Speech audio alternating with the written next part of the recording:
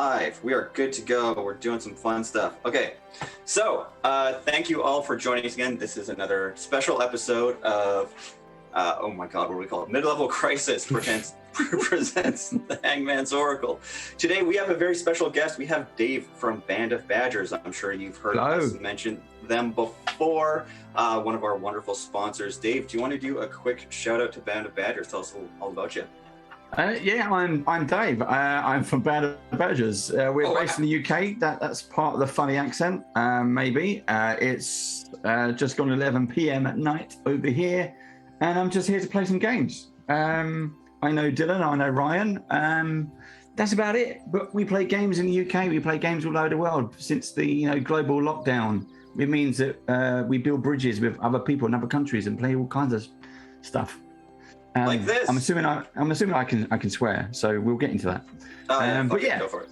So check us out on YouTube, youtube.com/Band of Badgers. If not swearing was a requirement, I would have failed that a long time ago. Oh, me too. We all would have, yeah.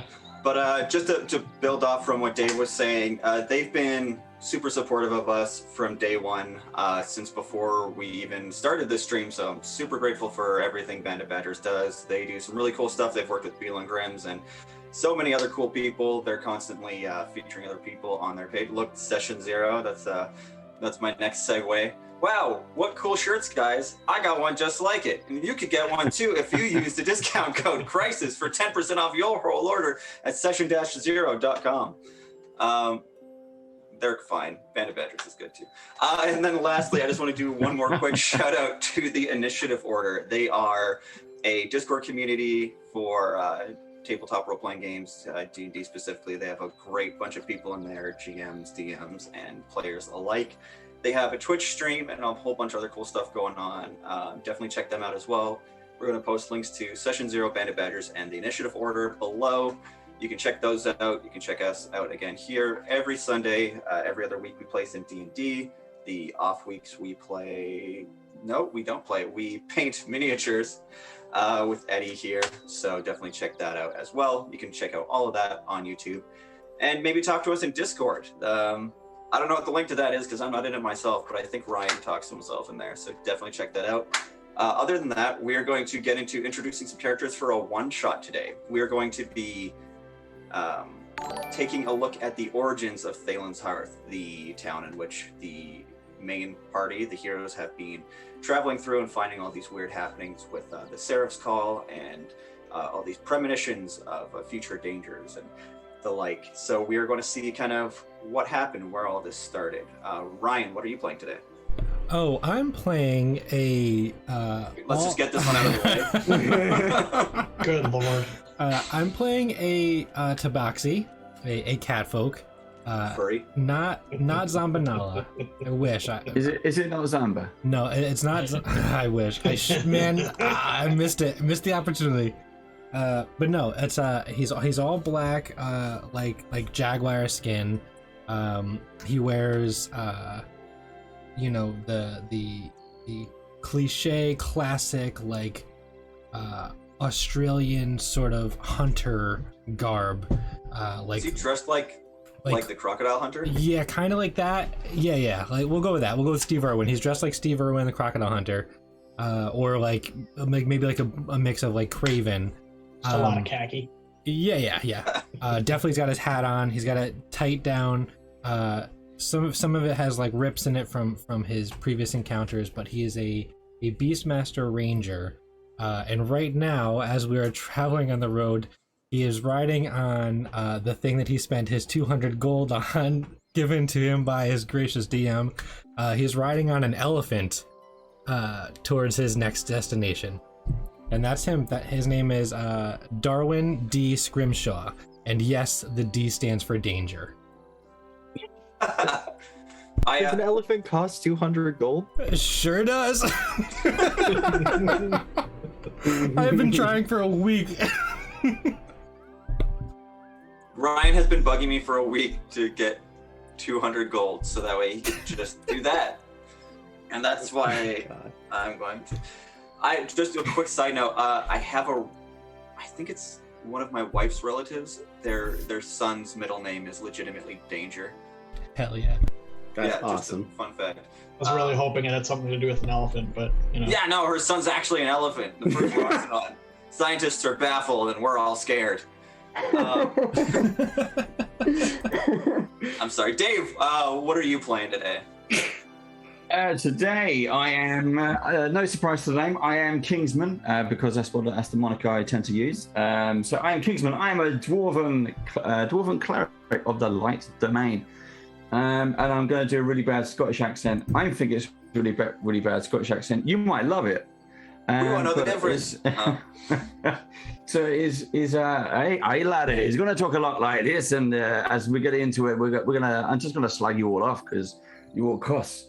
But he's a really friendly dwarf. He's got big black bushy beard. He's got a big black mohawk. He's got a ring for his nose. He loves his rings. He's got all down his arms and his body. He loves to flash his hairy man chest when he can. Is this based off of Ryan, by any chance? Just curious. This is anyone who loves to put artwork. I mean, you look at your arms compared to mine. Mine are blank. I've got blank canvases.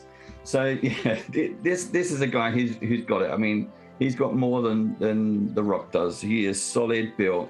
But he has a heart of gold. He has a heart not just of gold. He has a heart of pure light.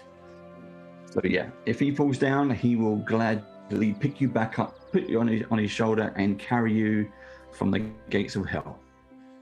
I like that. See, Ryan, that's how you build a character. Thank you, Dave, for your contribution.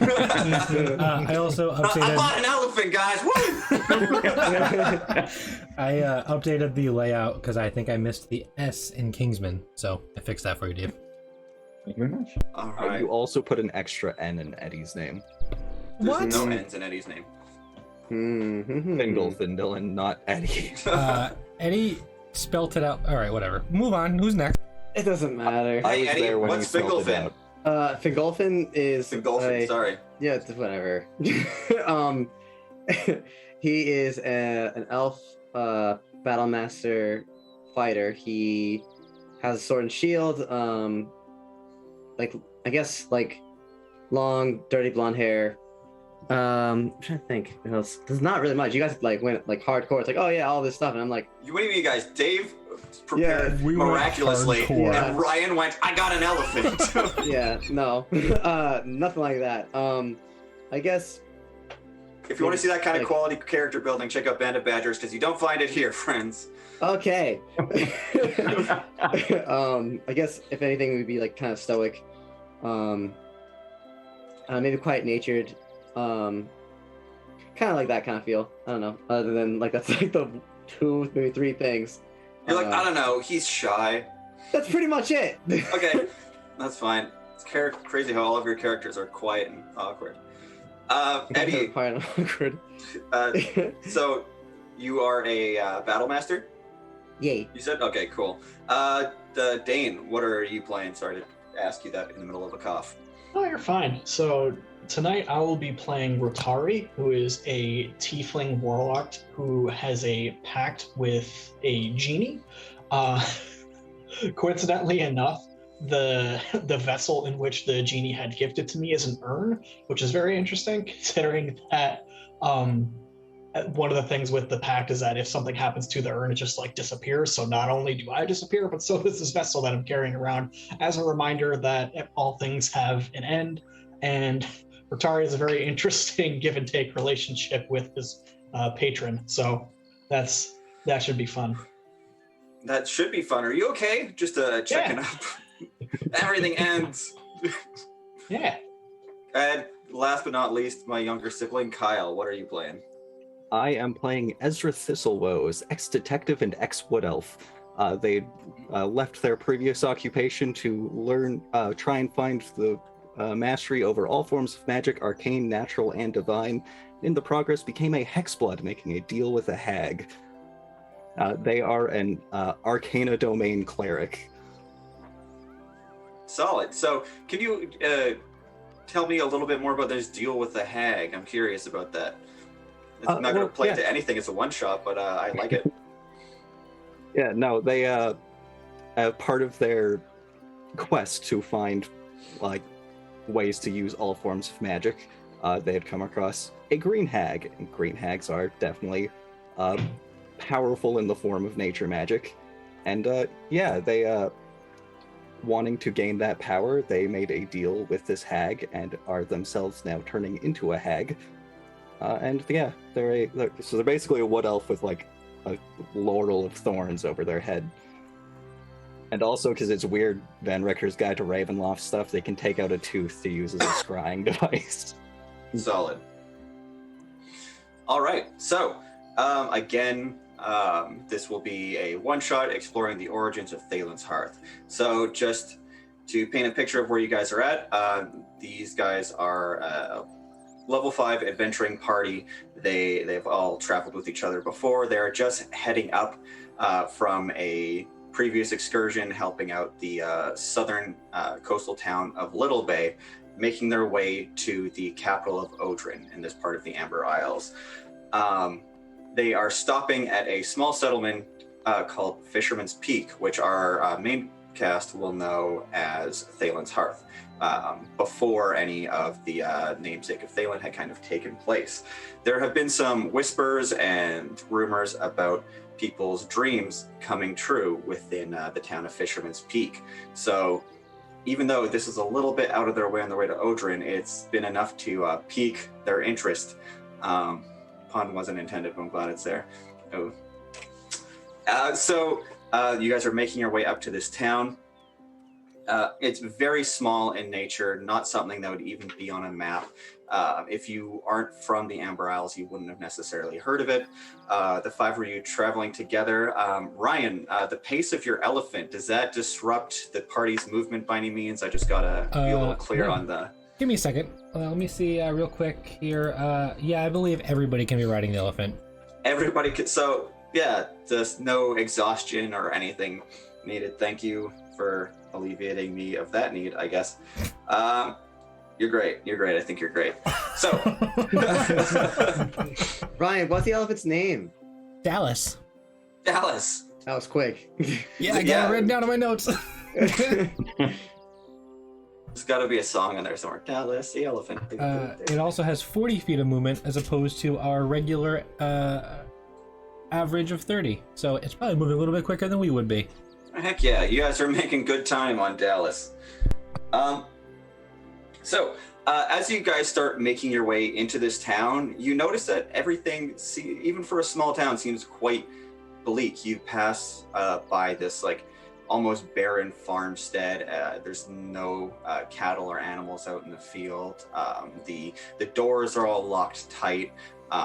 The streets are relatively uninhabited until you get to this cluster by a fountain. You see everybody kind of huddled around this one particular area. What is it you guys want to do? And I'm excited to see if there's any character voices other than Dave's. Oh, I can use a bad British accent to make Dave feel more at home. Even better. There we go. I was going to say something British, but I couldn't think of anything. I was going to say crikey, but that's not even... Crikey. Crikey, guys, what do you think's going on down there?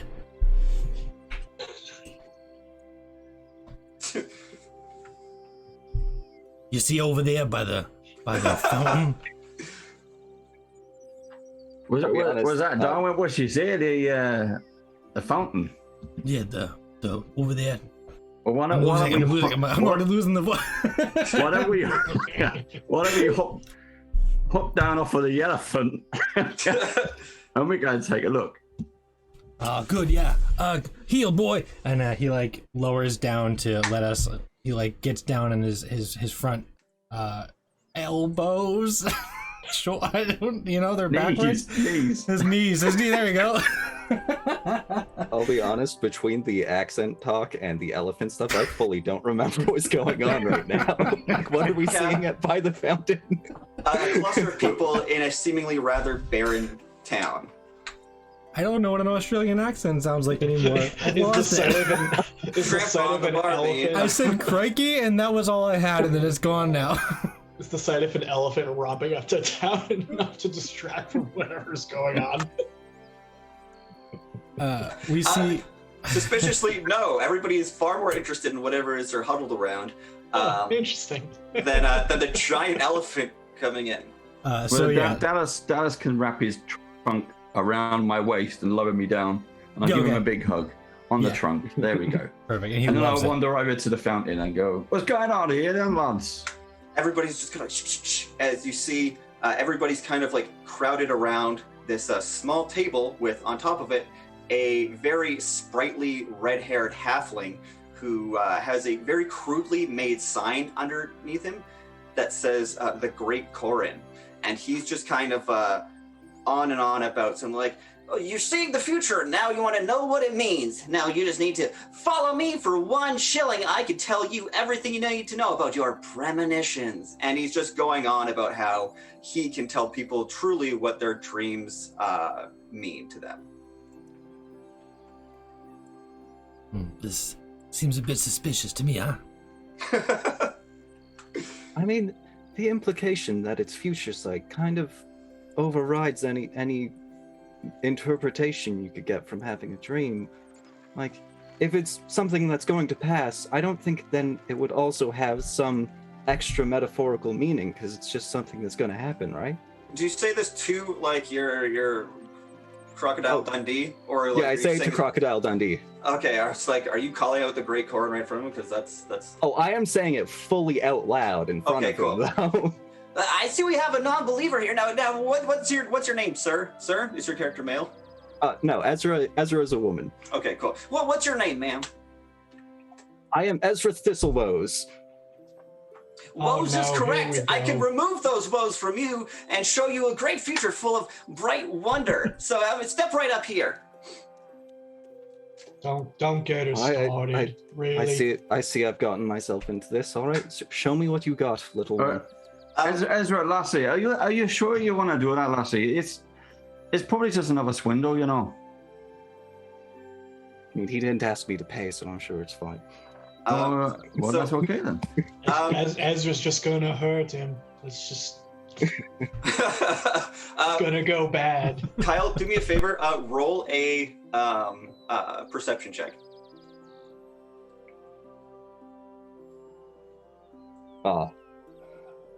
That's a 9. Okay, so the Great Corin is just kind of like waving his hands in front of you, and this like little puff of smoke and glitter comes out in front of you, and the whole crowd just kind of like oohs and ahs. Like, oh wow! Just like everybody's incredibly impressed by Corin, and just goes, I see you're here on an adventure with your great band of merry people. So you here are in for a great treat of wonder and excitement in your near future. And then just kind of like waves about and everybody starts clapping. He says nothing of interest whatsoever. He speaks like a politician or a fortune cookie and just tells you that you're in an adventuring party and you're going on an adventure. But everybody is just completely enthralled with him. What gave that away, though? Was it the fact that we all rode in together on an elephant? Ah, yes, the elephant. I could see its future as well. Great things for this elephant. 1 shilling. No. So he just kind of like, my wonderment could be seen in just 15 minutes. I could be seen over in the grand tent of wonders in Corin's Void, and points off to this like very like shoddy structure, this like white, just standing tent with a couple of like poles sticking out of it with some like purple patches along the side. As he whisks his cloak around him, like very like cautiously like jumps off of the table and runs towards the tent. Everybody's just kind of like talking amongst each other about like how they're finally going to know what's going on. You can kind of hear like bits and pieces over like the over bearing crowd murmuring to each other.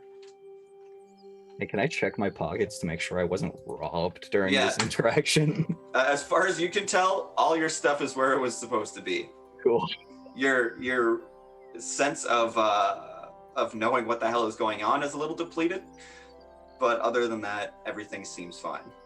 I mean, I feel like I get the gist of what's going on. Like some weird magic shit is happening. Okay, I guess I might not know what's going on with that. But then, you know, some swindler halfling is trying to take advantage of it. That's perfectly ordinary. This is D&D. That happens every session. The crowd just kind of like starts to like break up into smaller groups. Like a line is starting to form outside the tent, and so within it you see this very like distraught looking young, almost elven looking woman, just kind of like very poor looking, just kind of like standing in and out of the line, not necessarily like sure if she wants to go in.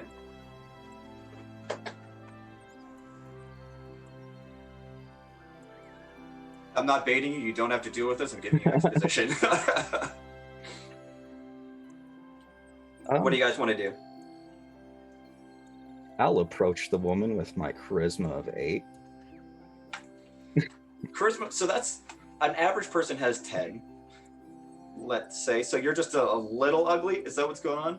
I'm not ugly. I'm just bad at talking to people. Aren't you turning into a hag? Wasn't that part of your backstory? Yeah, but all the Hexblood has for their thing is that they have like a laurel coming out of their temples and going behind their head. So I mostly look like an elf. Just, a weird elf. Yeah, with the growth. All right, Yeah, so with the growth.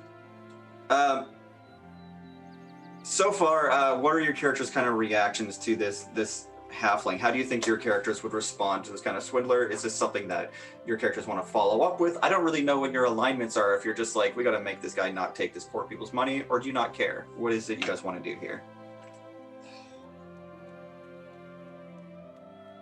Technically, I don't think being a swindler is a crime. Not yet. Not until you swindle someone. Like you're just calling old ladies, just be like, I'm here to talk to you about your extended car warranty or whatever it is that they're trying to scam people for. And then, I meant in like the metaphorical interpretation of dreams sense. Like, oh, fair. Like what he's doing technically isn't a crime. Yeah, fortune telling, I guess, is not technically a crime, but I have my opinions that I will leave for later. Rotari probably feels a little indifferent because it's like clearly, I mean, to him, like this is definitely like a scam, but it's like it's not his job to like intervene necessarily. As long as it's just like, listen, you're not getting any of my money, and like this, like if you try to get us involved, like we're probably gonna hurt you. So that's I like Rotari. Straight to the point. I don't think that Darwin is interested. I probably think that Fingolfin wouldn't really be interested in either. Like, he's in the mindset of like, oh, like when's the next job? When the job's over, okay, new job, and it's like kind of straightforward thinking. Yeah, I think Darwin's outside, and he's just kind of like keeping an eye on Dallas.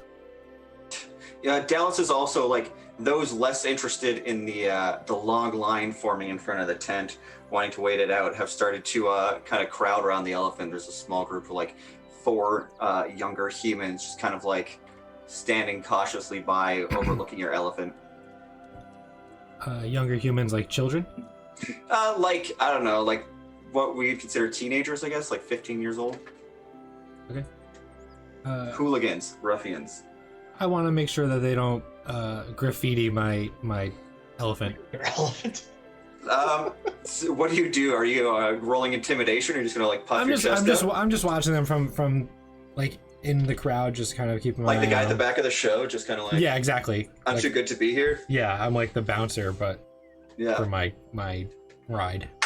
Some teenage wizard is going to cast prestidigitation and just scrawl something across it. That is a solid use for prestidigitation. Wow, that is hard to It say. is a hard word to say. Prestidigitation. Yeah, no, I haven't seen that used before. I like that.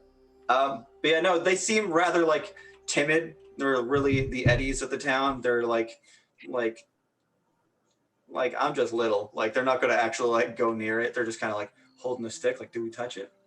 Just like Eddie. Yeah. Nice, really cool, nice. Yeah. Can I speak to that thing telepathically or no? Probably not, right? Is this why your totally character your sheet says you elephant. can speak Loxodon? Were you hoping you could talk to your elephant?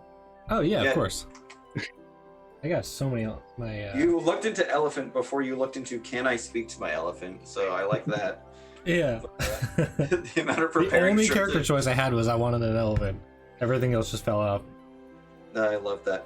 So Kyle, you said you approached the young girl. Yeah. I'm not going to do a young girl voice because that's creepy coming from an almost 30-year-old man. So I'm just going to talk like this, and you use your imagination to fill in the blanks. So, I suppose you've had one of these dreams he speaks of? She just kind of like shyly like looks up at you, and she's Yeah. like, yes. She kind of darts her eyes between like the people like in front of her and behind her.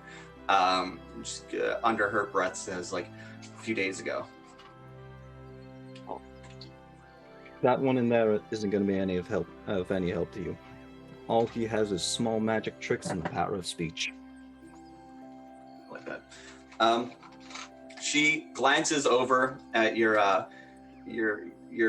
rugged group of burly adventurers. She goes, "Could you help me?" Well, I suppose that depends on what the problem is. She just says, "I don't know how it starts. I don't know what to do, but I saw it. Like it was so clear that when I woke up, I didn't know if it had already happened. Orcs are coming, and they're coming for my family, and for everybody in Fisherman's Peak." An invasion. She just kind of like looks down at her feet and just kind of like wants to make sure that like nobody's overhearing her. You get the impression that she doesn't want to like panic the people around her. As a young kid, she doesn't want to come across as like naive or, oh, that was just a dream. Nobody really knows the cause of these yet. So she's being very much like, it's just being very timid and not wanting to cause panic or dismay. We had been hearing rumors about dreams coming true from this town as we're on our way. Is there anything that gives off that the dream you had is a premonition rather than just a dream? She just glances over towards a tent. She's like, "I was hoping he could tell me." He is no more than a common swindler. He has nothing for you. If he had actual answers, he probably wouldn't be charging you for them.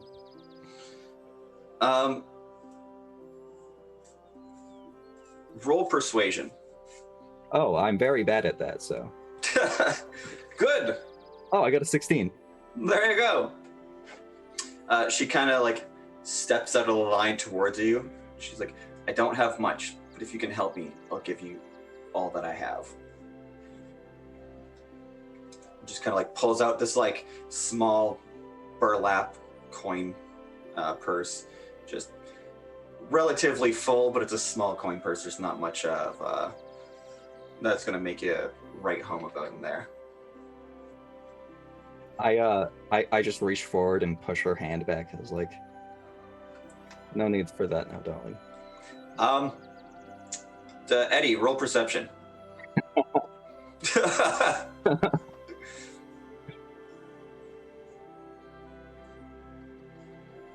That's gonna be a whole 9. Whole 9? Okay. You don't seem to notice Kyle deny money. So just You got want to it. basic Yeah, I was gonna say, take your character's too distracted by what's going on or whatever. yeah, you're helping Darwin bounce the children away from the elephant. Yeah, don't notice that Ezra's screwing us over. Yeah. Okay. So Kyle, as she introduces herself, she's like, "My name is Dawn. I don't know how much time we have. I don't want to panic anybody, so can we meet later?" Absolutely. Just gather all the information you have. Anything from your dream that could give signs of when it starts or where they come from. Just let me know as soon as you can.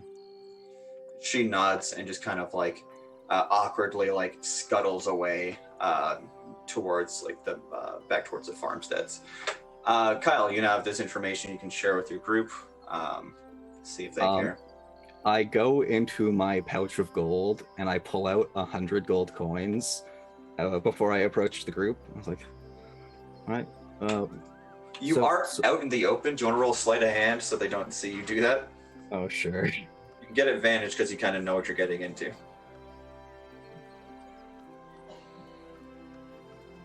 I'll roll that the second time for advantage. So 9. I got a 9 for that. Okay, so they see you fiddling around with your pockets and pulling money out. So be prepared. As I approached the group, I was like, all right, she didn't have much, but they had a dream that they were hoping we could help them with. They had 100 gold to offer us, and I hope no one calls me on this. Yeah, can I insight check that? Go for it.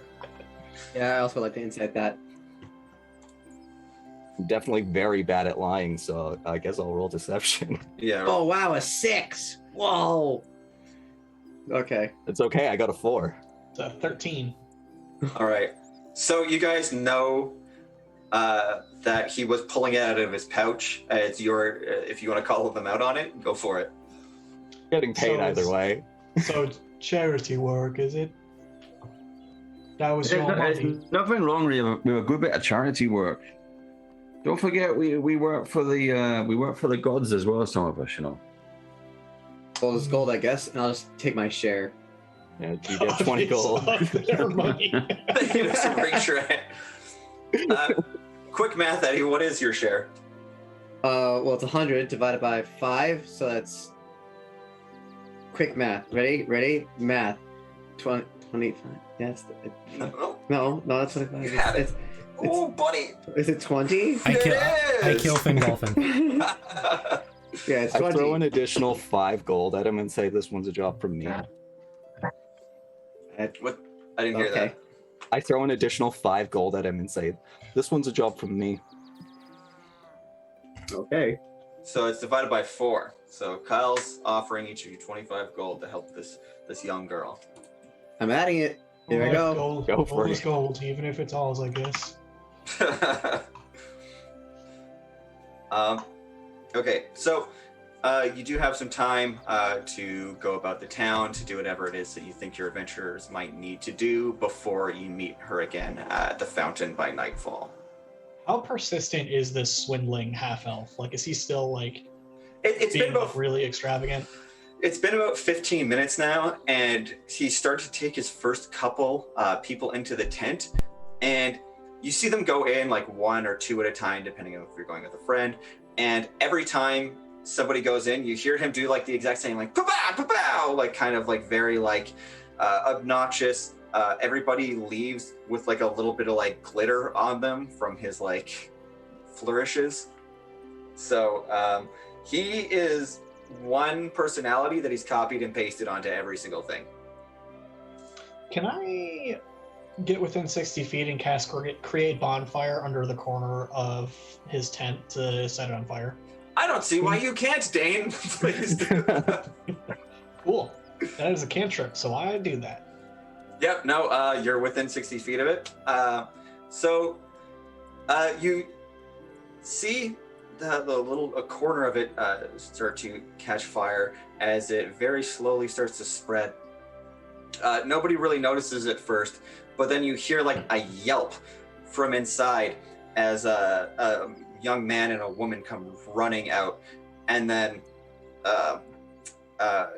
Corin comes just like stammering out, just in absolute like still in the very much the same character he was when he was inside, just like, oh, don't worry, just everything happens for a reason. He's like stamping out the fire. He's like, oh, no worries, this too shall pass. Wash your hands. I gotta one moment, and he just starts stamping all over the flames, trying to put it out. The crowd just kind of like rushes over to help him out. Real quick, what is the tent made out of? The tent is made out of a bunch of different things. It's primarily just like canvas, but it has like all sorts of different fabrics sewn in to patch it up. What colors? Generally purple, the same color as the translucent cloak he has on, but a thicker material. Okay. Is it held down with anything? Yeah, as I said, that it is being held up with a bunch of different poles that are kind of like poking through, all of which are just like wooden stakes. And then there are 3 wooden stakes keeping it down on 3 of the sides. The 4th corner is lifted up at the back, just kind of like fluttering in the wind. Okay. Yeah. Ryan likes to try and call me out on everything, Dave. You'll notice that recur throughout the night. He will ask about the colors of currencies, who is stamped on the back of them, what the sheep's names are, their genders, and the kinds of shoes the orcs are wearing, as well as the size. And frequently, what type of tree is this? Yeah. But don't worry, I wrote it all down. No, Ryan's literally like that person you go on like a forest tour or whatever, and it's like, oh, does anyone want to know the biology of this tree? Just like, he's the type of person like, oh yeah, me definitely. He's the worst, and we hate him. So, as I was saying, is there anything other than arson that anybody wants to commit? More arson is fine. I don't want to limit you guys by any means. What do you guys want to do in the meantime? I was just going to go up and down the queue to make sure that everyone looks healthy. No one's gaunt or disheveled in any way. Okay. Roll perception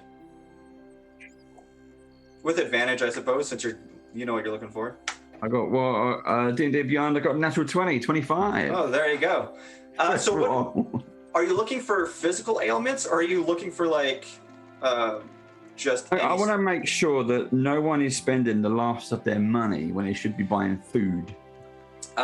There is another dwarf in line. Very much some like ragged, homemade clothes, dusty. Doesn't seem to have a coin pouch on him. He's just kind of like clenching his fist.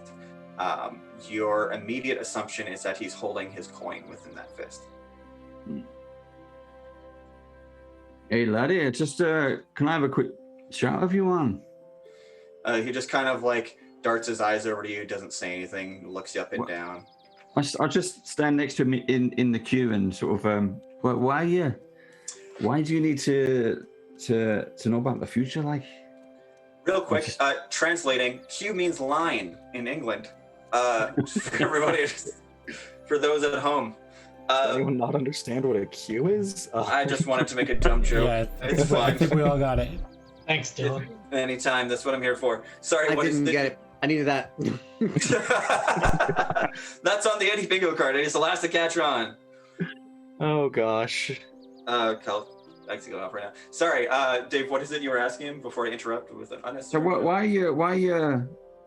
why are you needing to know about the future, lad? Just ask Moradin. He says that's between me and Corin. Well, surely you know there's better things to do in life. You should live in the present or worry about what's around the corner. You wouldn't be saying that if you saw what I've seen. What have you seen, laddie? His eyes start to well up a bit. He takes a second to respond. He's hesitant. His lip is quivering a little bit. It's just like, there are people I think I lose, and I want to know why. Are these part of the dreams that have been going on?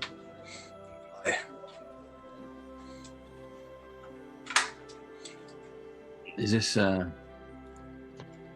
take it they're close to you? He kind of like breaks contact with you a little bit. You can tell that he is a little uncomfortable, not really sure if he wants to like have this conversation. He's looking forward now, and he just making eye contact with the tent, waiting for his turn, just goes, "My wife."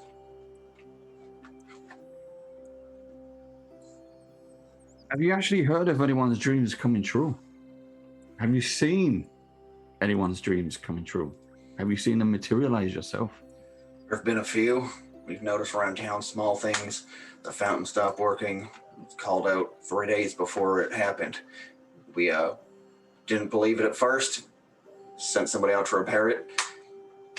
Everybody just kind of hummed and hawed about it. The very next day, we had another one about wolves coming from the forests, taking the sheep. Nobody believed it. The very next day, the wolves came. I don't think these are coincidences. I think there's something else, and I'm not willing to chance it. Have you had any other strangers in town? A couple here and there. They stay over at the inn. He kind of like points to his left, you can see it, and over by the cliffside. Not many have been passing through lately since this has happened, but travelers like yourself seem to stop in here to take our milk and honey before they carry on to Odrin. And to just one last thing, do these dreams happen every night? They happen sporadically for seemingly no reason, no rhyme, no rhythm. All right, dear brother. Monodin be with you, and I'll give him 2 gold pieces. He very like, you can tell there's just like an air of like thankfulness to him, but he doesn't say anything. He just kind of like nods and like shoves it in his left pocket. Doesn't he's very proud, but knows he needs it. May I ask your name, laddie? Damn it. You almost went the whole conversation with that. I've got everything down. Yeah, well, this is a character. Exactly how tall is this creature? Yeah, well, he's a dwarf. He's dwarf-like. I have been praying for the past 5 minutes.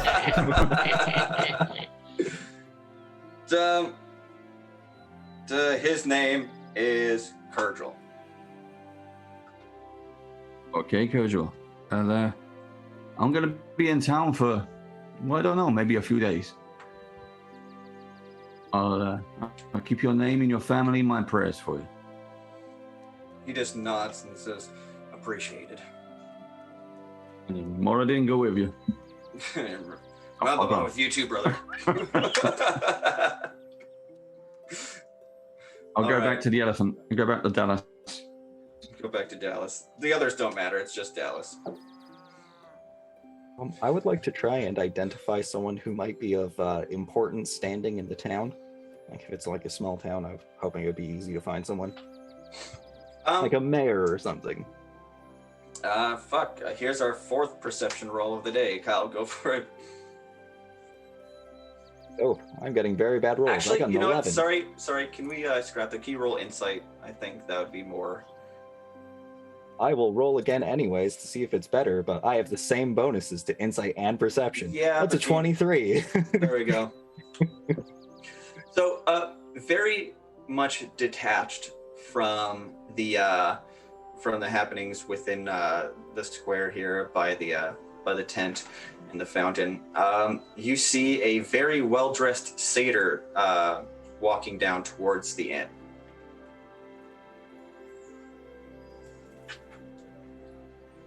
That's the only person who looks like he's not kind of in humble clothing. Right. I'll approach the satyr.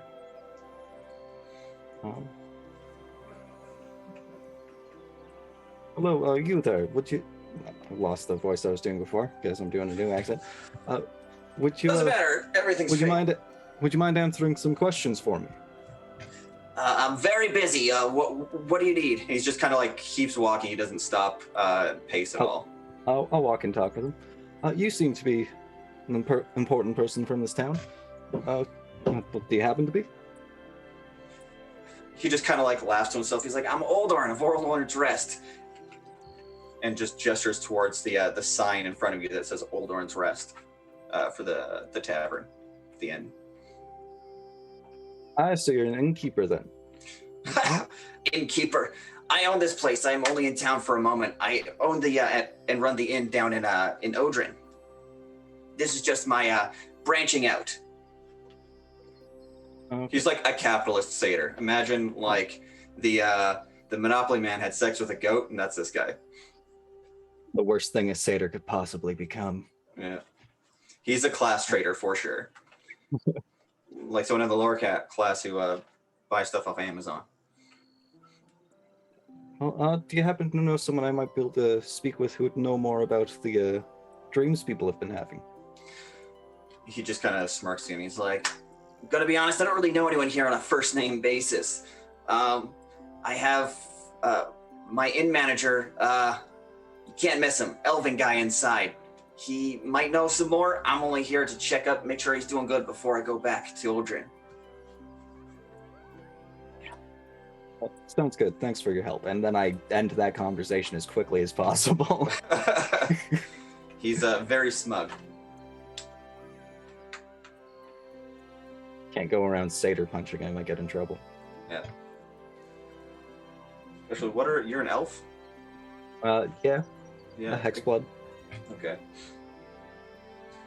All right. So at this point, you've kind of distanced yourself from the group. Are you looking to work with them? What are you wanting to do?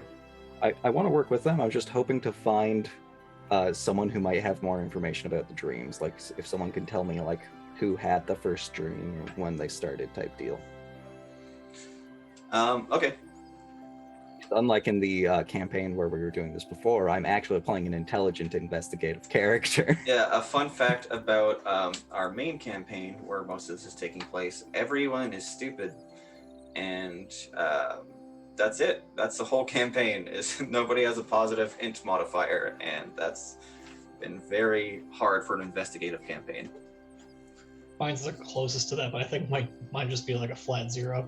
Yeah, I think you have 11. I think Mine was also a flat 0, I think. Yeah, but yours was 10. Yeah, I think the highest int in the group is 11. So, all right. So, Kyle, what is it you're doing? What's everybody else doing right now? Dave, you're feeding the poor. Ryan is intimidating children away from his elephant. We haven't heard much of what Rotari's doing besides arson, as well as Fingolfin. What are you guys up to? Point of order. I'm not intimidating anybody. I'm just making sure that they don't get away with any vandalism. I've never heard of a non-intimidating bouncer, and that's how you described it. So I'm going with intimidating. I'm picturing myself like so Dallas is back like 20-ish feet from the main group of people. I'm picturing myself kind of like in the group of people watching out. Okay. The Fingolfin and Rotari what are they up to? I guess Rotari would probably be with Ezra, just trying to keep the peace. And if anything, part of I think I picked Far Traveler. Is that what this is? So I don't know. I did. So for background, so if anything, for trying to gain like the interest of people or trying to like segue into conversation, I think that generally helps, since it's very easy to see that Rotari especially is not from around here.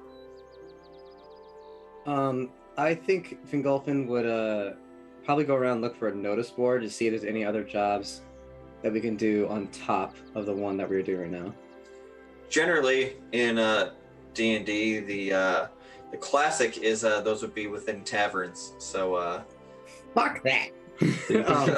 You can follow me into the inn. I guess I'll follow you in the inn then.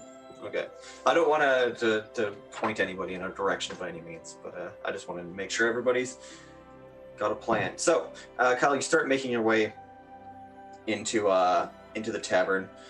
So it's very rustic.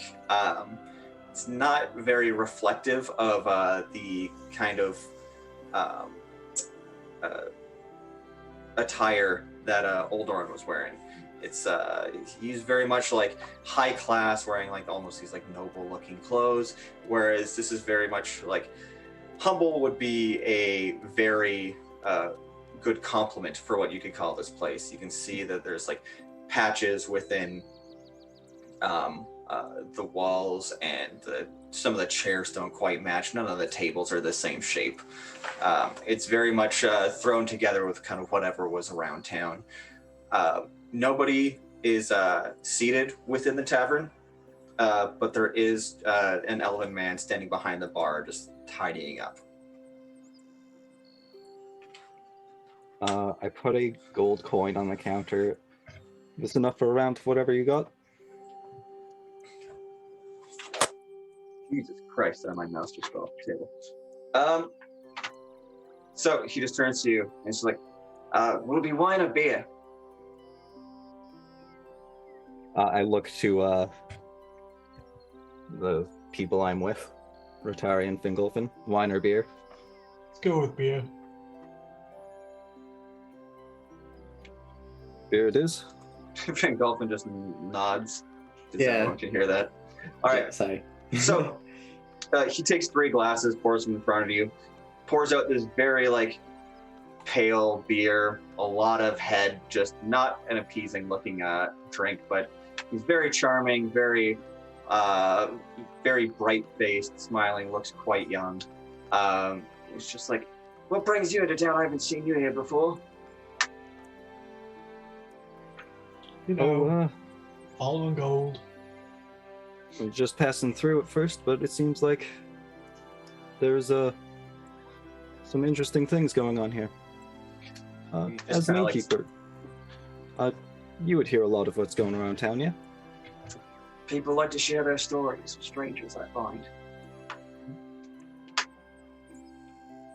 So, do you think you could tell me, what about did these dreams people were having start?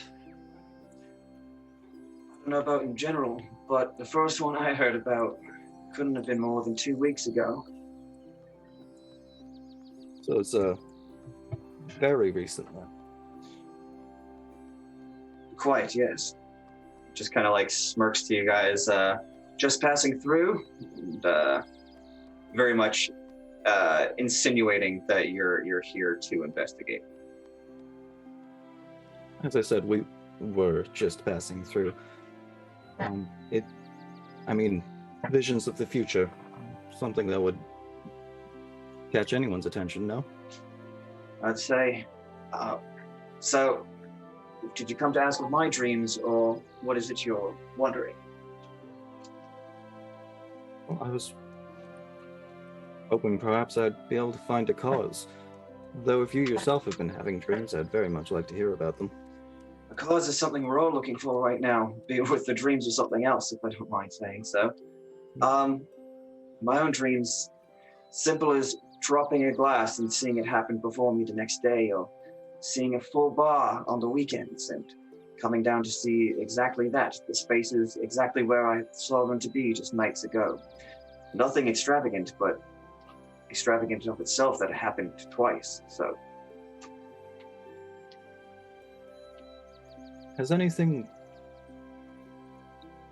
beyond the last 2 weeks, has there been anything strange or major that has happened?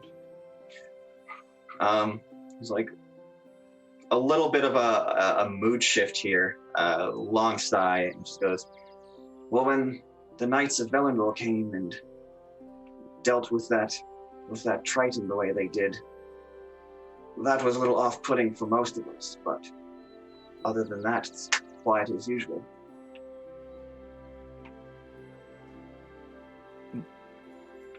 Can you tell me about that? Was this Triton of note? In Velendor, I'm sure. Here, he was just helping out with the farmers. We fed him, we clothed him around town for a couple months before they came in, said something of treason, did some gruesome acts, and then left. Well, it's very sad to hear when those in power overstep. Did they say anything of why they came for him, aside from treason? They did not. He was staying in the farms, and he was staying here, and I was unfortunate enough to be in the room when he had passed, but they didn't say much. They acted quickly, and they left.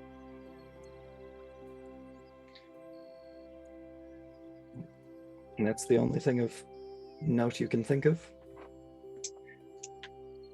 Thalyn kept to himself. He came from nowhere.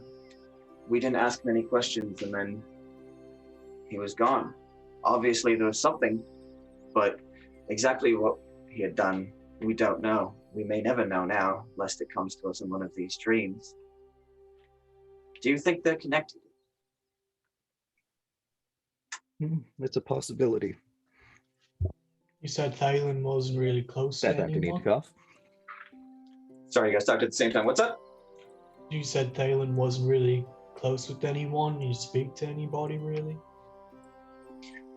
Ate by himself, worked with the farmers, but kept to themselves. Did he actually Didn't say see- his name was Thalyn? Yeah. Who did? Yeah. Okay. Missed that. Where was I? Kept to himself, ate by himself. the strangest part was he seemed to, I don't know they were coming. Maybe that was the first dream. Do you think Thalyn himself had? Oh, well, I guess as you said, I mean, maybe he himself had premonitions. I mean, if he was a traitor, then, sure. That feeling that someone might be coming for him, he's probably felt that for some time, so could be that too. He woke up earlier than usual, even for a farmer. Came in, ate his meal, cleared his plate for me, brought it up to me, pushed his chair in, and then said goodbye. And that's when they walked in. So maybe I'm reading into it. Maybe he was just having an off morning. Who knows? But that was it. That was his last moments.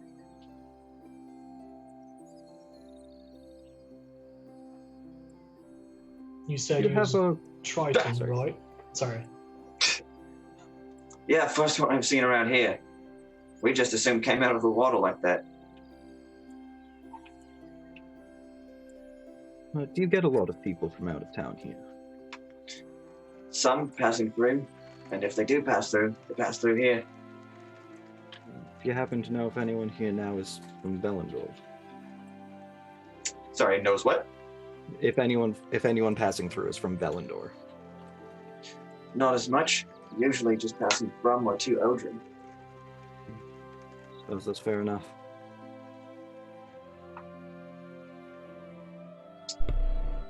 I want to look around, and now I see that it's just Kingsman and I outside.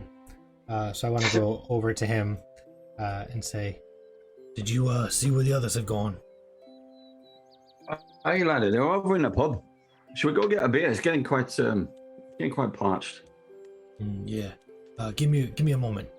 and I walk over to Dallas, and I give him a pat on the side, and he stands up, and I say, All right, Dallas, you know the drill. Stay here, and you stay on guard.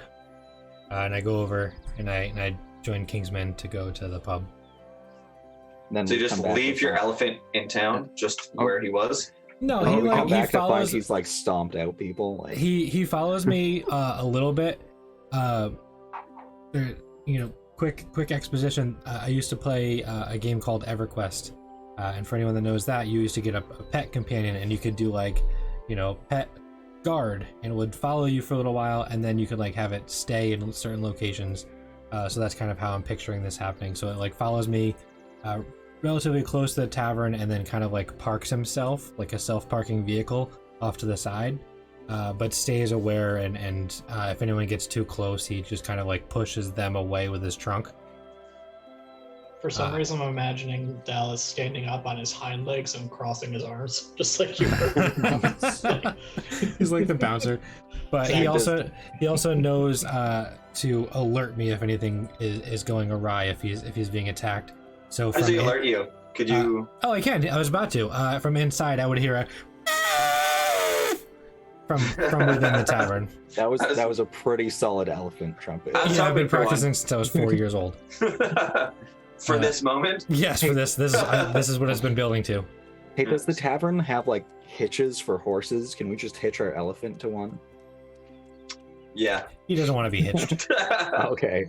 Who does? Free range right? elephant. Before we walk away, I'll go up to Dallas. I'll get another hug from his trunk. And what Darwin doesn't see is I've got a secret bag of peanuts, and I'll just give him a handful into the trunk.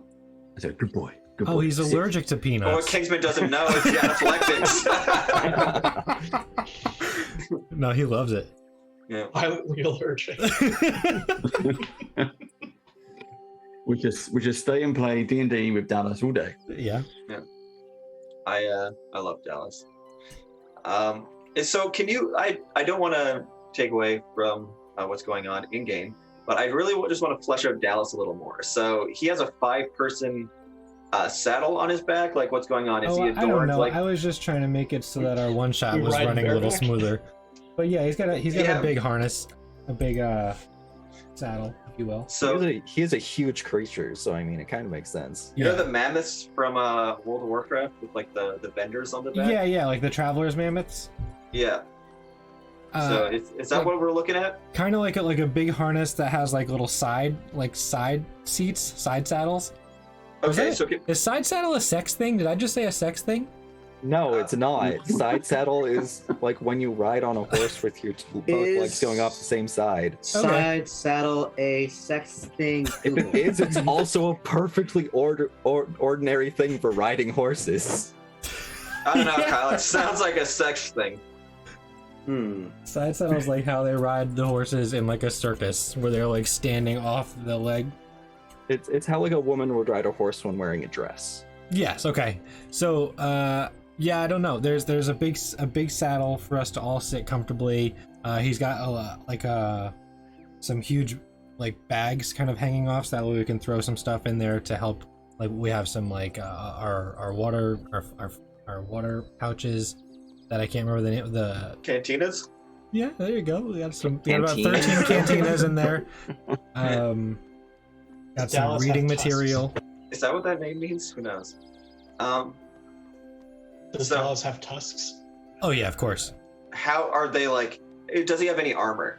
Oh yeah. Well, no, because that barding is expensive. Very expensive. Very expensive. So he doesn't have. Everyone else had 200 gold as well. So I'm just saying they could have bought some. That's true. Eddie, did you spend 200 gold on a bunch of ridiculous things? Man, I wish. No, I didn't. How much? Why didn't you lie? Yes, and Eddie. Yes, and. I was just like, oh, I kind of want a boomerang and a bow, and then I stopped. He's got primal markings, like tribal tattoos. Nice. Elephant's lit. Okay, so the Ezra, Rotari, and Fingolfin, you are discussing the tragic events of Thalyn passing in front of his eyes just 2 weeks ago. He's continuing his story as Kingsman and Darwin walk in the bar behind you. We'll have what they're having. He just pulled out 2 more glasses, like, oh yeah, sure. And just like looks at you guys back and forth, like. Oh, is this ale? Yeah, it's Oh, sorry, sir. I'm straight edge. I don't drink that stuff. Do you have any water or juice? Hey. What have I told you about that, Darwin? We don't. When you're in a pub, you don't ask for water or milk. You ask for beer, lad. Beer. So he just kind of like, yeah, don't worry about it. I guess this one's on the house, and he hands 2 to Kingsman, very much assuming that dwarves want multiple beers. But Thank you, lad. Bless you. More I didn't go with you. I'm back again. Here we go. So he pulls out like I seem to be out of regular cups, but he pulls out like a very like fancy goblet and just pours some like tap water in it. It's a little grade, but like you've drinking worse, and he puts that in front of you. This'll do. Thank you. Um, So what are we discussing here? What's the play? We got a gig yet or no? a gig, or are you guys bards? Don't be ridiculous. Oh, sorry, I didn't mean to offend. Do I look like a bard? A bard can be anything. I guess that's true. I once met a group of gnomish bards with a furbolg for their drummer. It was very interesting. That's the whole story. I don't know if he just looks at your like blank expression and just like turns to everybody else. I imagine a Furbolg would be a very good drummer. Thank you. He's a little off put by Darwin. Hey, what's your name there? My name is Gorin. Oh, Goran, I got an important question for you. There's a silver piece in it if you can get this one right. Please go on. What is the exact date? Today. So, okay, let me explain how dates work in Era. So I have to go back. So it's 797 in the era of the Everwind. So everything in Era is in eras. So there every 1,000 years there are these like catastrophic or godlike events, depending on what state the world is in. So at the beginning of this era, most of like the entire northern front was taken out by this great wind, just making it this like Arctic shell. So that has since been called the Arctic of the Everwind. So we're about 203 years away from the end of this era. So it's 203 predetermined. years without incident. Sorry, what's It's up? predetermined that every 1,000 years there's a catastrophic event. Catastrophic or godlike, depending on the state of the world. Sometimes it's a heaven sent, and sometimes it's hell So on that earth. was like us in 1999 when we were like preparing for Y2K. Yes, it's very much Except based off of Y2K was Y2K. going to come. Yeah, All right, yeah. It's That's very sick. much, yeah, it's based off of Y2K. that's kind of that's really. We'll sick. go more to that in the main storyline. We'll discuss. We'll discuss it some. I like That's pretty cool. your days without incident date structure. 797 years without incident. Exactly. Sure, I know it's the year 797, but what's the month and the day of the date? So, they go off a 13-month calendar, each with 28 days, which follows the moon cycle. There are 2 moons, each of which becomes full every 14 days. It's good math. Thank you. This Which- world runs like clockwork. It's so a total of 364 days in a year. All right, but what day is it? Today, fuck, I don't know. It is the 19th of the 9th month. What is the name of the 9th month? 9th month.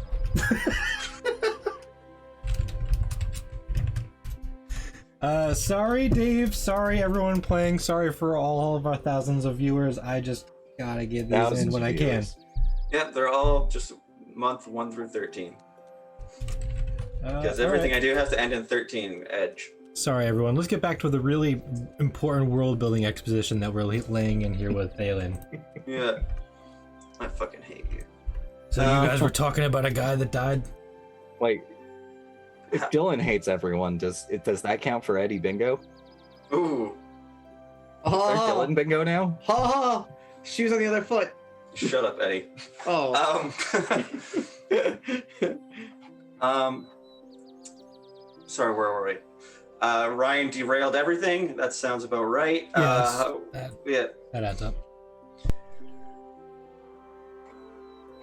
So, the Goran just says to each of you, so it's starting to get dark. Any plans for the evening? Yes, actually, we do have a job going forward. We are supposed to go down and meet up with someone later tonight. Did I ever establish with that farm girl when we're going to come meet her? Nightfall by the fountain. Okay. How's the, Go ahead. I was going to say, what was the deal with the fountain? Because when we were talking to Kurgel, he said they sent workers out to fix the fountain, but the fountain is still broken. Yeah, they didn't believe that the fountain was going to break. They're just like, someone's like, I had a dream the fountain was going to break, and then they fixed it after the fact, and that was kind of like what made everybody start to believe in the premonitions. Sorry, I wasn't clear about that. No worries. what's the hunting situation like around here? How's the forest game? It's not overly existent. It's seen to happen. Most of us just go to the farmsteads and up until recently ate what they had before the wolves came. But I guess there's some planning to do for the future.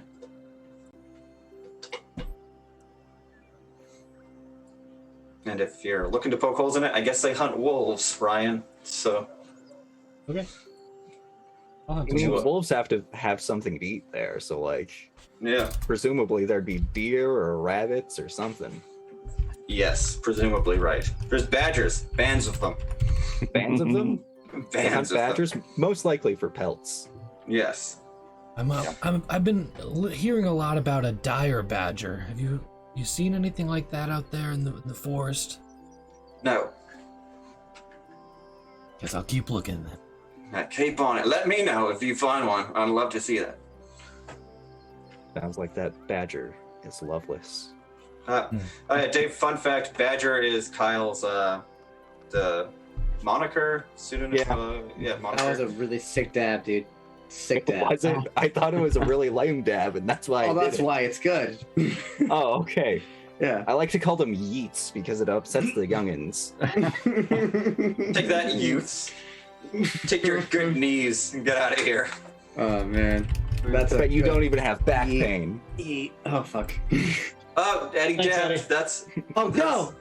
I That's got on your the bingo bingo. card. I can't find my bingo sheet, so All right. I'm sure I have bingo by now.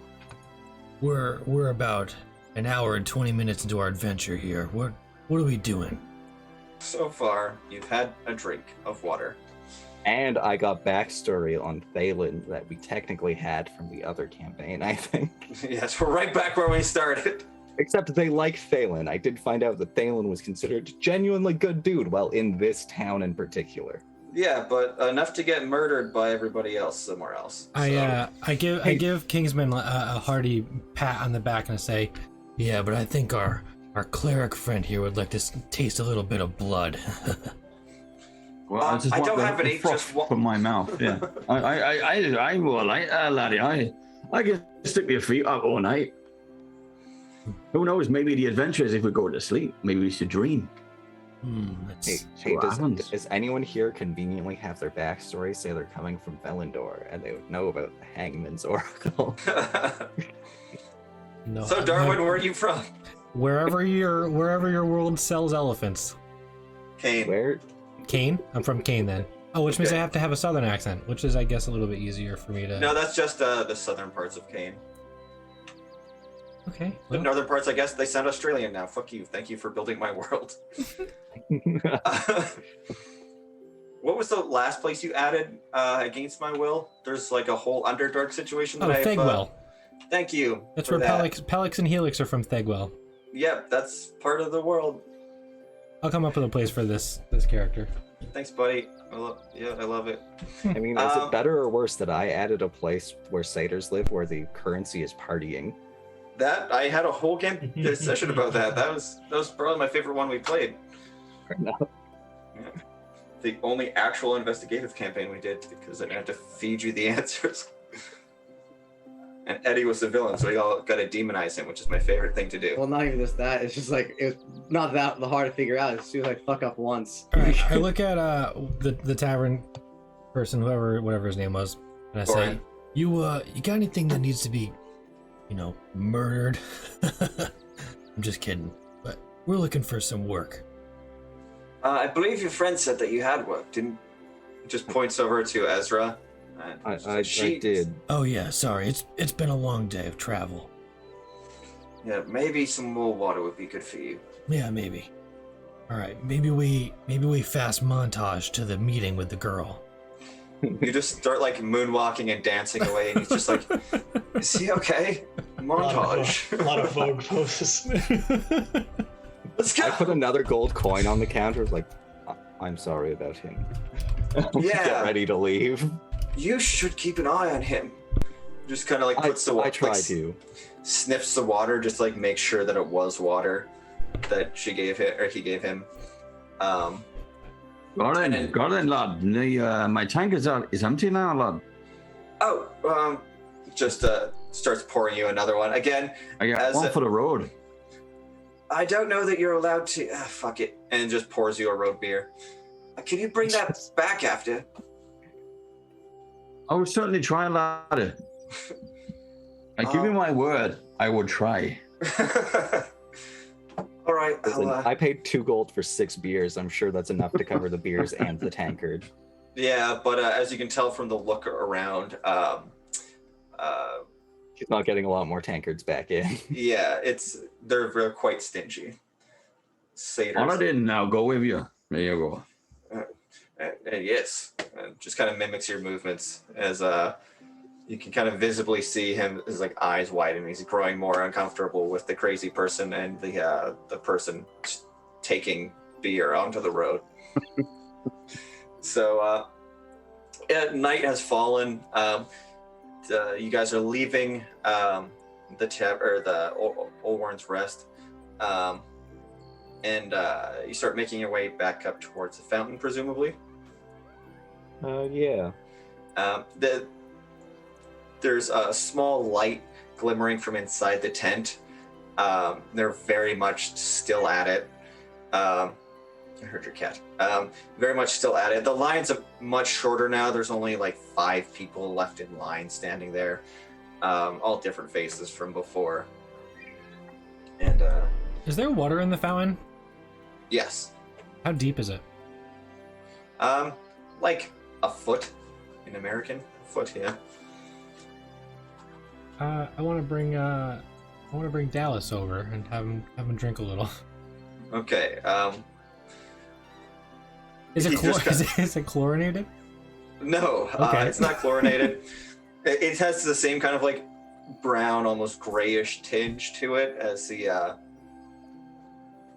water you are drinking. You don't know that it's the cleanest, but again, like You said the fountain wasn't working right. It's going to be stagnant, isn't it? they fixed it. I said. Oh, okay. I wasn't clear on that. Yeah. So Dallas comes over and starts drinking the water. Looks a little displeased, but he's been carrying 5 assholes across the land, so he could use the hydration. There's no sign of the young girl. We wait. All right. We're gonna go for a break really quick. When we come back, we'll pick back up on what's happening. I guess we're just gonna keep waiting. But before we get back into the game, I want to talk to Dave about some stuff going on with Band of Badgers. Before we do that, so we are gonna do a bit of a break, but the others, if you guys want to go and get a drink or go to the bathroom, whatever, I think we're gonna just kind of hang out during the break. Is that the idea? Yeah, so I meant we'll take like a quick 2-minute go to the break screen, and when we come back, we'll talk about Band of Badgers and all that Okay, yeah, wonderful cool. stuff. All right, we'll do that. Cool. So we'll be back in 90 seconds. All right, well, Whenever I say 5 minutes, Ryan yells at me that that's too long. So all right, we'll be back in 12 minutes and 14 seconds. See ya. bye. We say 5 minutes and we take 12, so.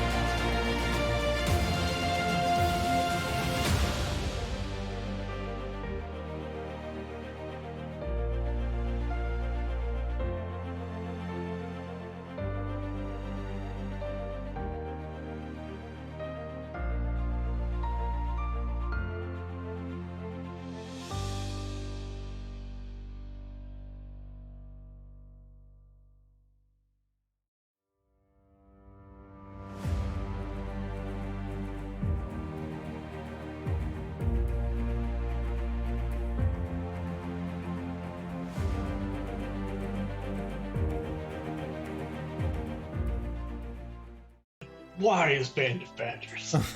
I'll do you one better. We are back. Okay, cool. So, really quick before we get back to the exciting conclusion of what the hell is happening, we will quickly talk to Dave here about Band of Badgers, his ongoing, incredibly fruitful project. You guys, when did you guys start? How long has Band of Badgers been a thing? Band of Badgers as a thing, it's been going for, I don't know, what year are we in? So this is about 4 or 5 years as a whole. This is Band of Badgers is a social club. Before we went online, before we were doing streaming, before global pandemic and lockdown and everything else, when it was the time before, before times, it was, literally a social club. We wanted to play more D&D. We have access to, Ryan knows the story, I've told it to him 100 times. We have access to a big mansion house in the English countryside because I'm over in the UK. He said it was a castle. It is, and it's a haunted one. And it's a really nice place. And we just started inviting more and more people to come and play. We end up playing once a month for about 12 hours or more. We order about 50 pizzas. We have different tables, different rooms, all in this massive mansion house. During the summer, we have barbecues. In the winter, we have Christmas parties. We do Halloween stuff. But it's good. And then, global pandemic, we went online because everyone had to stay at home and lock your doors, lock your windows, don't talk to anyone, don't breathe, don't eat, store your water, get a baseball bat. Buy all the toilet paper. I don't know why that was on the list, but it was a big one. Everywhere. Buy toilet paper. Yeah. You don't want to wipe your ass with your hand. You don't want to do that. One way to get people 6 feet away from you, though, for sure. Definitely. What a way to You get can people smell to it. use toilet paper. Yeah. That's why we don't shake hands. Yes. It has nothing to do with COVID. You're just gross. Yeah.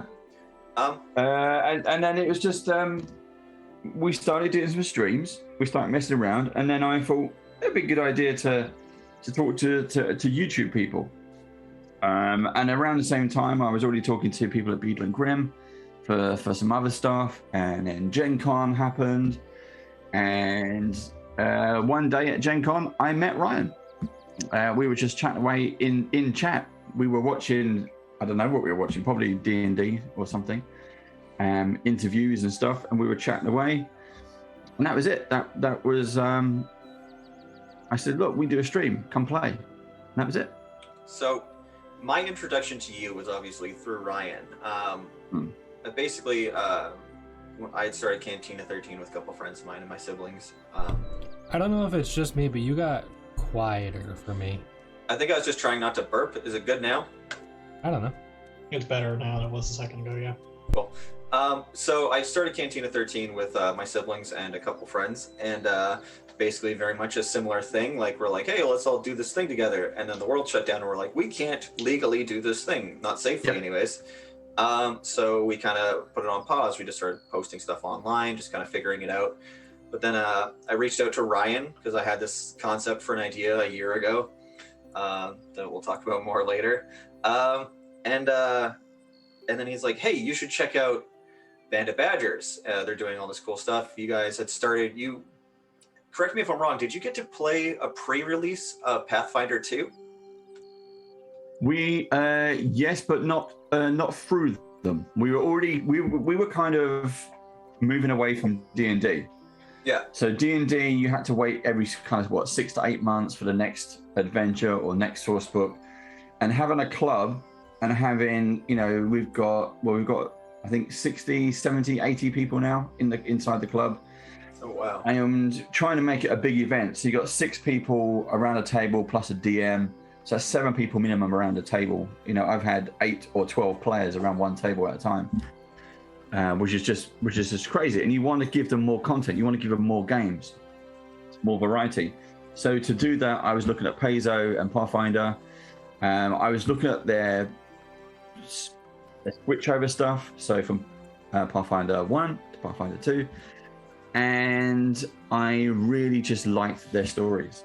And my wife had bought me Rise of the Rune Lords, the anniversary edition, a few years back, and I just thought, what is this? I didn't know it. It didn't have D&D on it, so I put it on the bookshelf, and then Didn't have that ampersand, so I didn't care. But exactly, it wasn't cool. No one knew about it, so I didn't bother reading it. And then lockdown gave me the opportunity to pick up and start reading it, and I was only a few pages in, and it was like I've got to do this.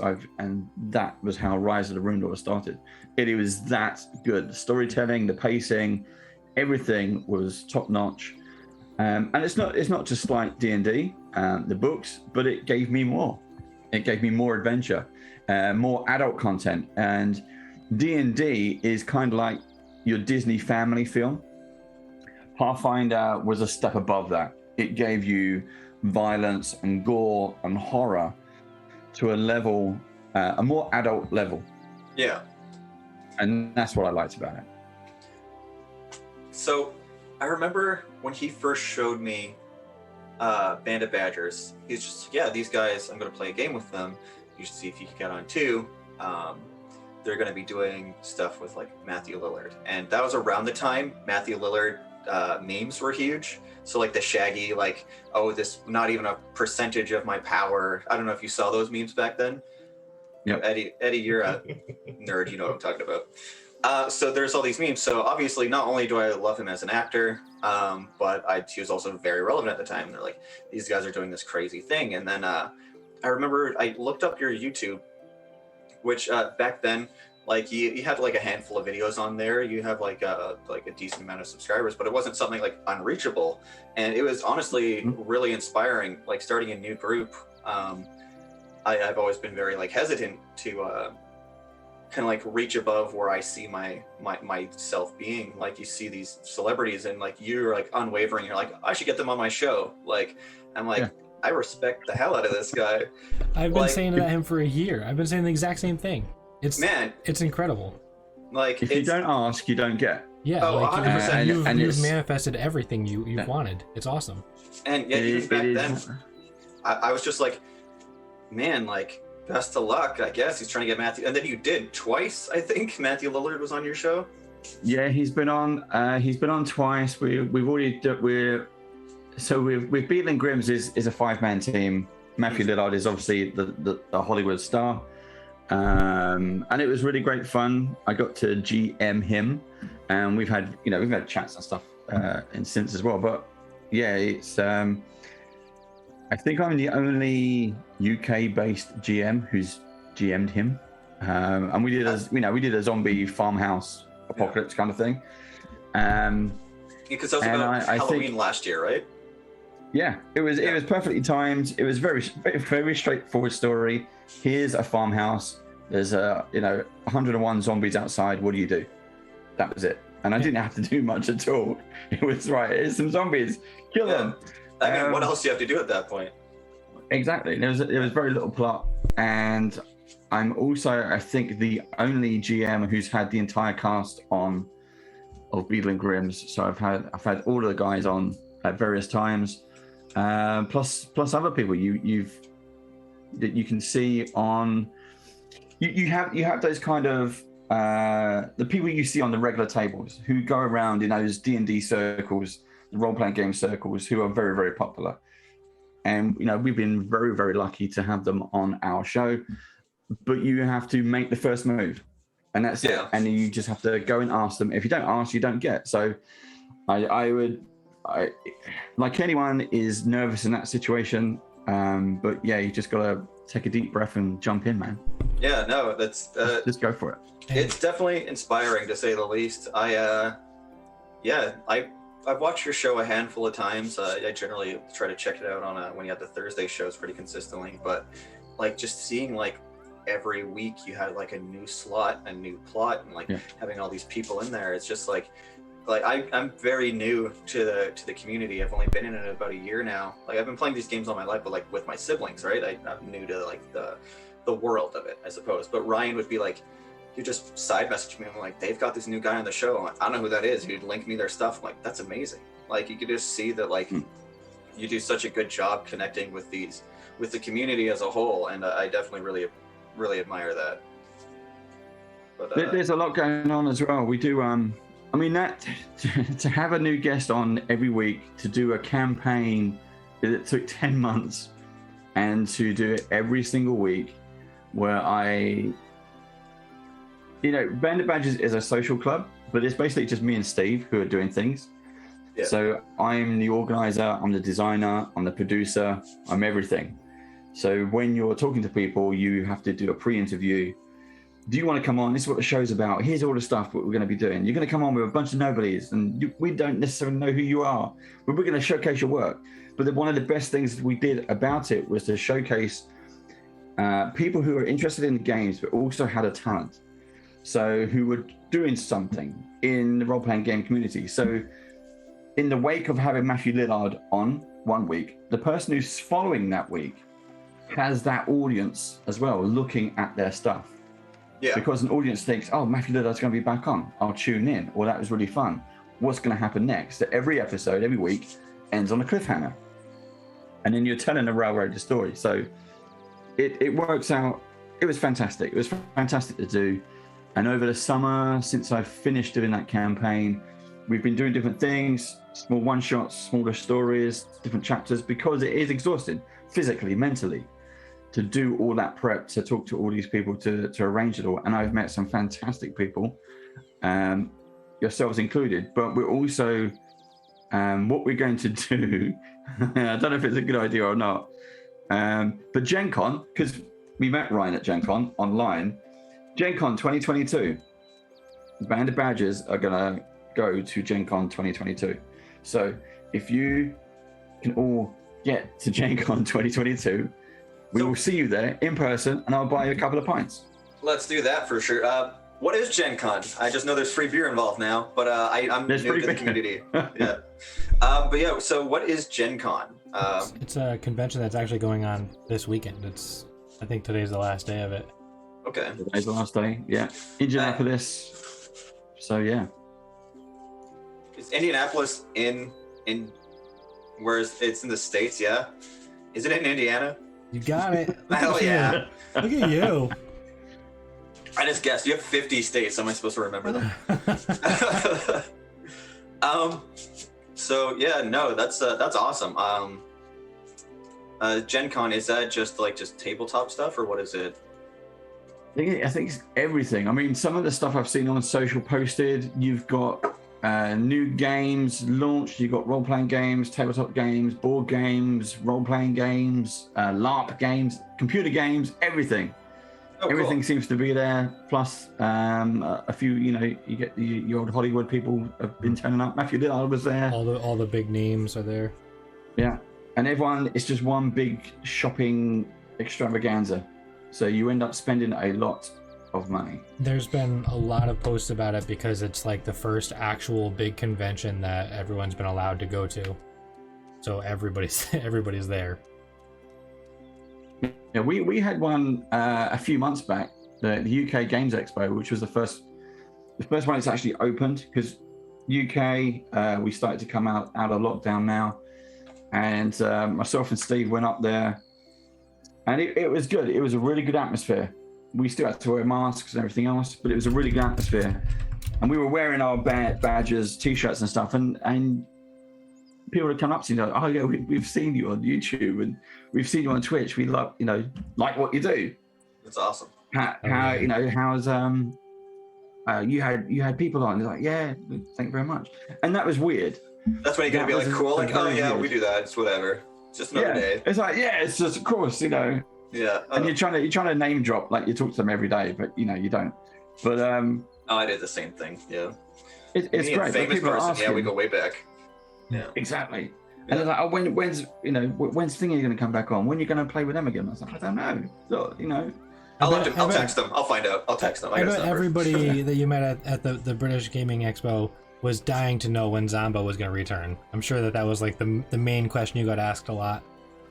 You know what, we've had people telling us their idea. Yeah. So we've also been working on. I'm going to leave it on.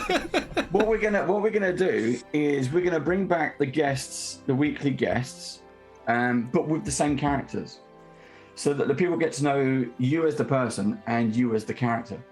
So Zamba might turn up in our D&D campaign, but it's going to be you playing Zambo. Rather than having a different character that people would have to like relearn, that's what we're going to do. So when Beadle and Grim come back, it's going to be Beadle and Grim. Beadle and Grim, yeah. So the only time we get new characters if you're a new person visiting. And that's the way we're going to work it going forward. I like that.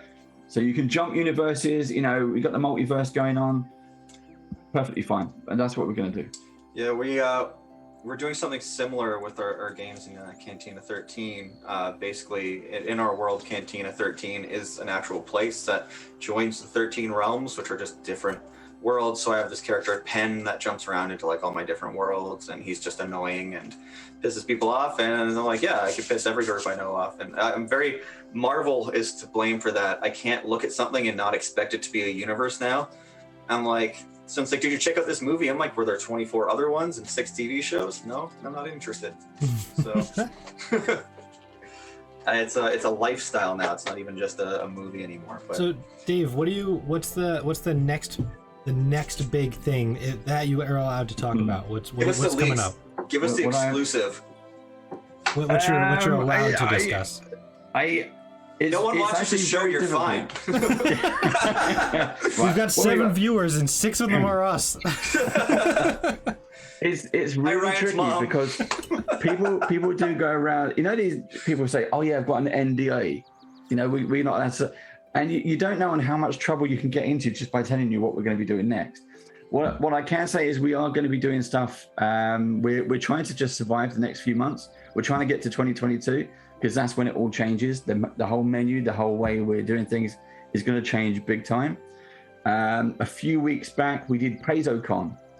So Paizo did a PaizoCon Europe, and it was done by 2 guys, one in Italy, one in Poland, and there was no one representing the UK.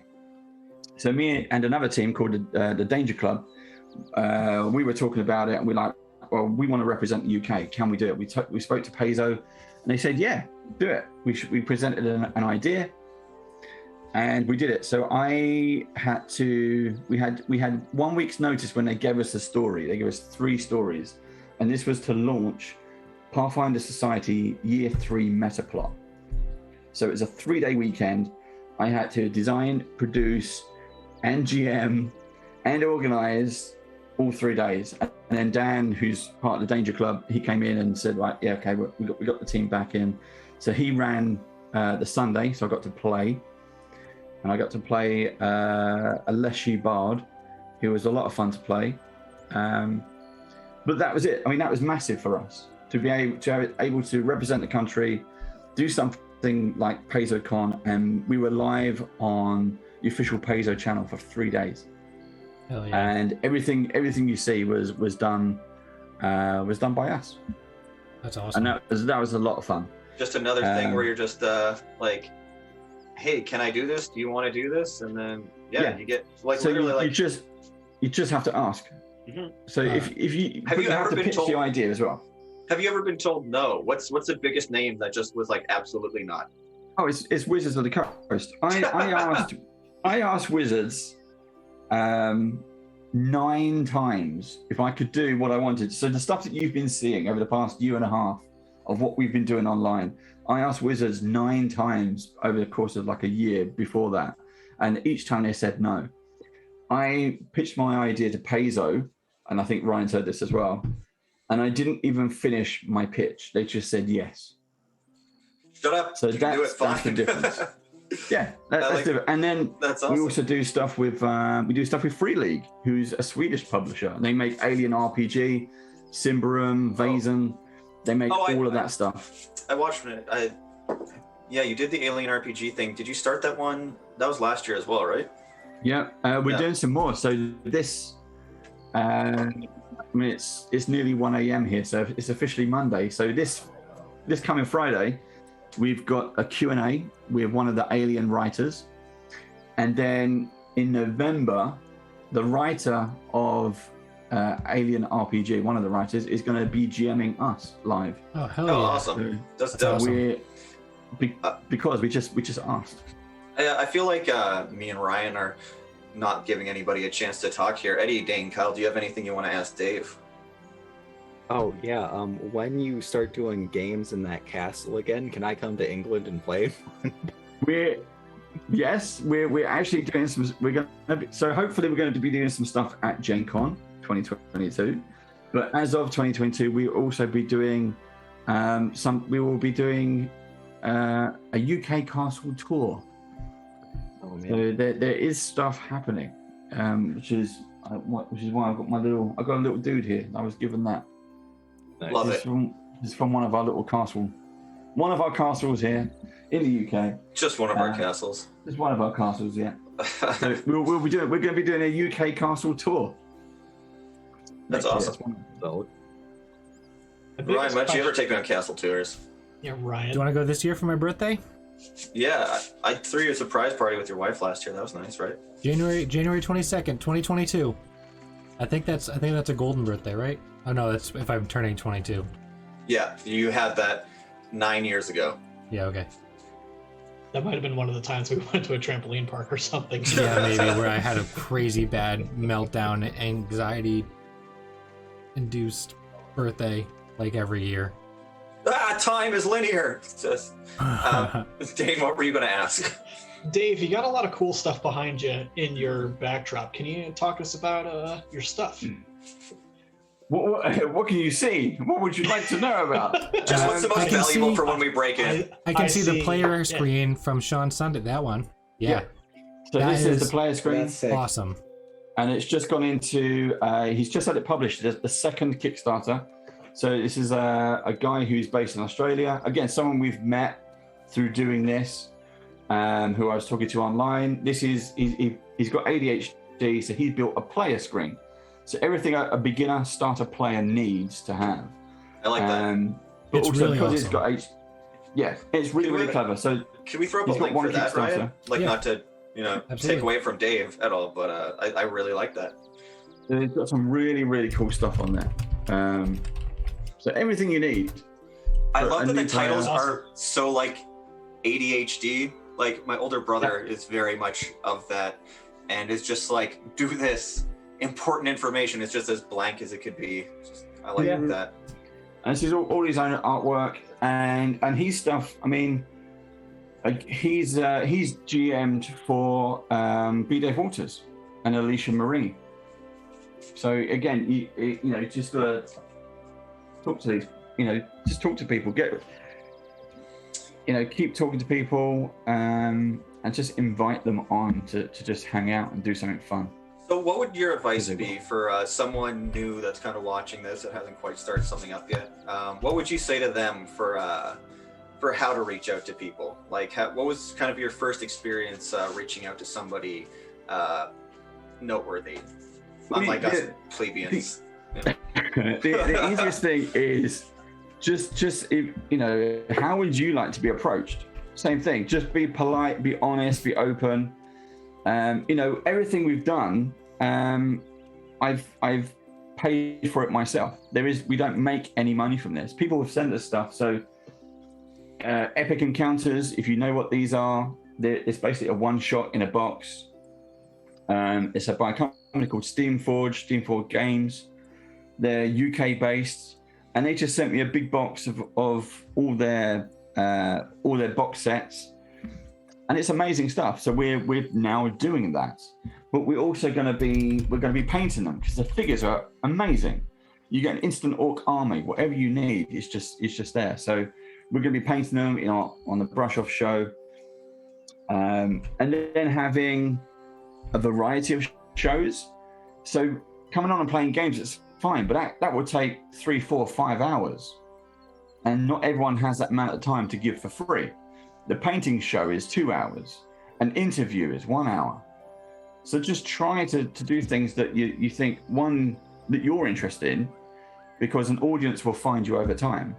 And the person that you're talking to, just see if they're interested in something. And then just keep talking. Yeah, I like that. Yeah, maintain that relationship. Don't approach them like a famous person. Just be like, do you want to play D&D? Yeah, they're just Yeah. human beings. Yeah, and similar kind of, not really. My wife's cousin was at some show of some sort, sitting next to this guy and started talking to him very casually.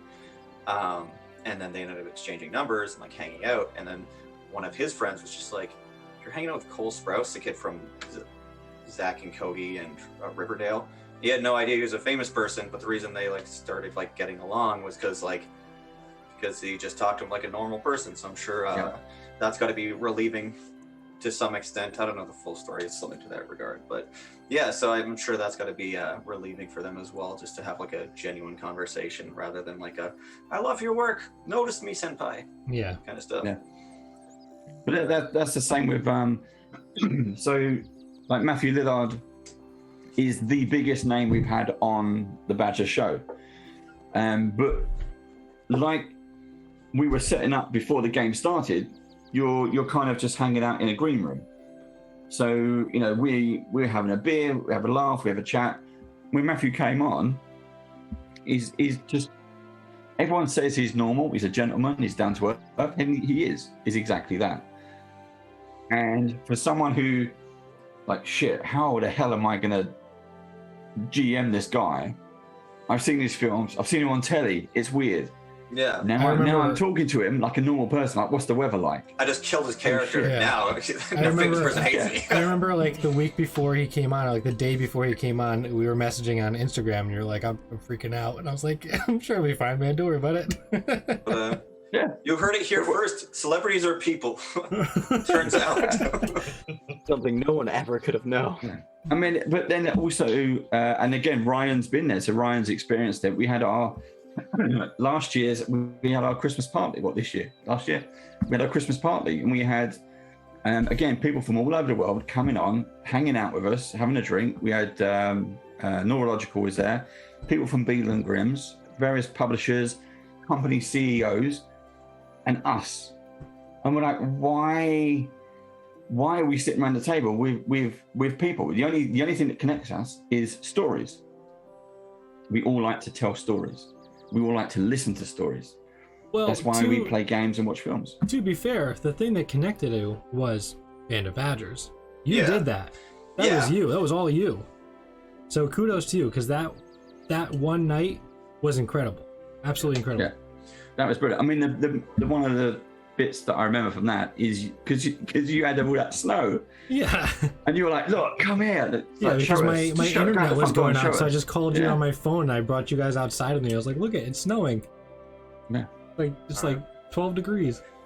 So, we're going to get back to the game here. Before we get back to it, I just wanted to say a quick thank you again for Dave for coming on. As you can tell, Dave's a very genuine person, and I think that's exactly what got him where he is now. Just pure genuine kindness that you have obviously resonates through you and in all your networking. Like, it's a pleasure to have you on, to have you in the community, and I'm stoked to kill your character with orcs in a second here. So let's do it. Let's get to that. Eddie's been quiet. Is there anything you want to ask before we get to it? He's in character. Always. No, actually, it's not like a big question at all. What was the name of those things again, with the one-shot thingies with the miniatures? I see them around, and I'm like, oh, these are so awesome. I want to buy shopping right now, Eddie? Is that what's going on? It's Epic Encounter. Yeah. I linked it in Twitch. You did? Oh, God. Yeah. And they come with a bunch of minis and a little adventure. It's awesome. Yeah, I saw them before, and I was like, these are so sick. I've been meaning to get some. I think they sell them at Flipside, right? They do. That's why I see them. Yeah. The best thing about them is they come in, you get two. So this is kind of like you get the poster map and a little, I'll do the sales pitch, and you get a little booklet which gives you kind of a rough plot and tactics, but you'll play the army.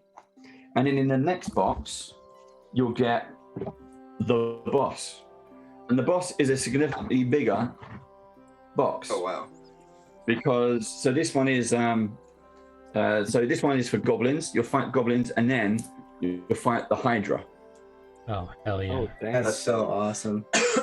And that it's big. None of it's painted, but for example, this is, so after you fight the kobolds, this is the dragon that you get.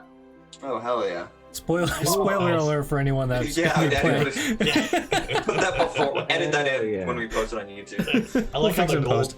I like all the pile of gold under it too. That's a nice detail. That's a very well detailed model. That's sick. Yeah. And it's sharp. That is the spikes on it are really, really sharp.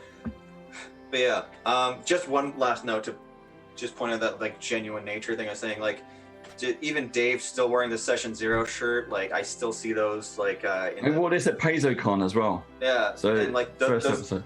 they carry through, you know, like even I saw, I forget his name, one of the guys from Beetle and Grimm's was wearing a Session Zero shirt. Bill was wearing a Session Zero Bill. shirt. And obviously keeping all this stuff, like those relationships obviously surpass just like the professional be on my show level. And I very much appreciate that about all of this. Honestly, the community is very tight-knit, and I'm very happy with how this has turned out. My time with this community has been very well spent, I felt like. But yeah, let's do some murdering. Yeah, we'll get back to the game here. It's 1 a.m. for Dave. He wants to kill something and go to sleep. Yeah. So some hours pass. The line has all fizzled out. The light has gone out of the tent. The little red-headed halfling has pittered off into the night to go get a good night's rest before scamming people at sunrise. And you're now standing alone by this fountain in the dark. No sign of this young girl.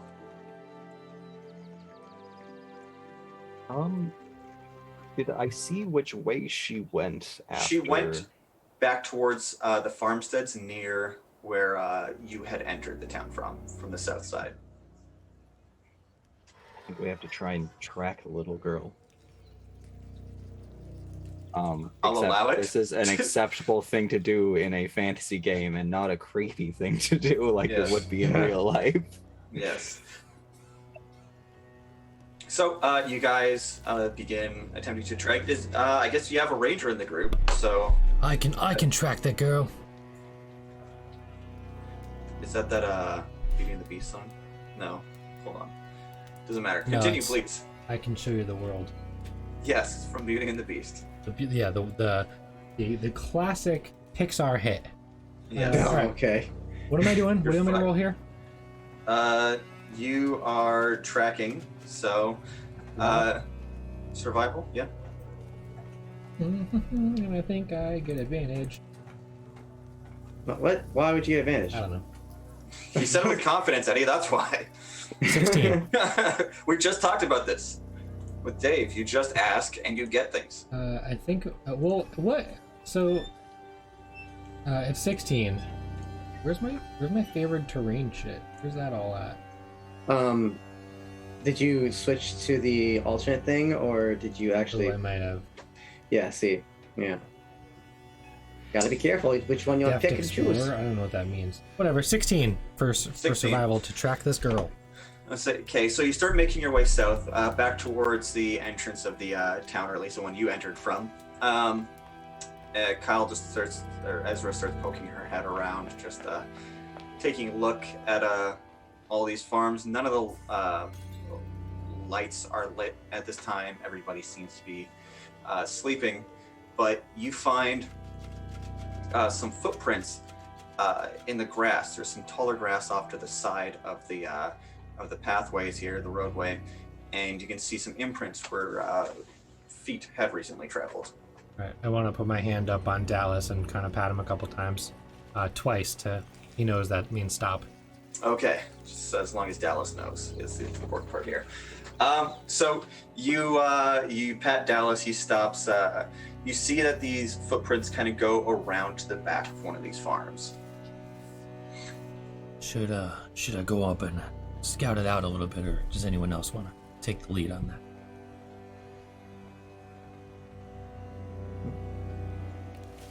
I think that's all you. Like, Yeah, I you mean, can it's what you're meant to do, right? lead the way. We'll be right behind Kind of you. your thing. You're starting to sound, Rotari is sounding a little bit like Cradle. A little bit, yeah. Yeah. Job's done. Like right Peasants from Warcraft 2. Yeah. Yes, me lord. Can you tell if these are orc tracks? Can I tell if they're orc tracks? They look too small to be orc tracks. They look too small to be orc tracks. Have you seen Galaxy Quest, where it's just like she repeats everything the computer says? It's like, I have one job, but fuck it. All right, whatever. guys, I look have like- one job. Nice. They look like goblin tracks, maybe. Do they look like? Do they look like goblin tracks? They're merely imprints in the grass. You wouldn't necessarily be able to tell Do they potentially look like the tracks of a small girl named Dawn? They could be the tracks of a small girl named Dawn. They could be goblin tracks. They could be satyr hooves. They're narrow. I wanna I feel like satyr hooves would look different. I wanna grab a couple blades of grass and smell them. I feel like if they were goblin tracks, they might smell dirty. Yeah, fuck it, and roll investigation with the blatant disadvantage. Disadvantage? That was clever as hell. It's clever, but that doesn't mean it's smart. Yeah, whatever. Dylan, one thing that I want to mention 6. is one of the Eldritch Invocations I picked. I can at will detect magic. So I think, especially once we start like looking for stuff, I just want to like kind of keep that on. Passively detect magic? Yeah. What If anything is like magical that sticks out, at least I'll be like, oh, that's a thing. Like, Okay, nothing unless these guys have anything on them that you would already be aware of, but no outside source of magic is imminently present. cool. Alright, well then I want to scout ahead a little bit and sneak up and see if I can... What's your passive perception? 18. Okay. As you're going around the building, you can hear faint sobbing. Okay. I would like to slowly peek around the corner to see if I can see who it is. Did you see Dawn, or are you just aware that you're looking for a young girl? I don't think I saw her, no. I think don't at think so that either. time I was watching the elephant, but I do know that I'm looking for a little girl. Or a young Okay. girl. Yeah, young. She's not like a child. Right. But she's also half elven, so who knows? So she, you see a young girl sitting on a stoop outside of a home, outside of the farmhouse, just crying into her arms, into her own arms, like princess crying into her lap. Okay, I want to like kind of like stand back up around the side of the building and look to the others and say, I think the little girl's over there. She looks like she may be upset by something. What the hell was that? Someone cupping their mic? Could hear some funkin'. It wasn't Okay. dramatic or anything. Oh, it's crazy in my headphones. Oh. I think it doesn't matter. Go on. Suppose we just go see what's going on then. Which one of you spoke to her before? Oh, that was me. You want to take the lead? Will No. do. I'll watch your back. That's I a nice think- pack. I think we're safe from the little girl. They say confidently, walking into disaster. So Ezra approaches. This is Dawn. You see as you peer around the corner. They're sobbing quite heavily into their arms. They're muffling the sound, but it's quite almost hysterical.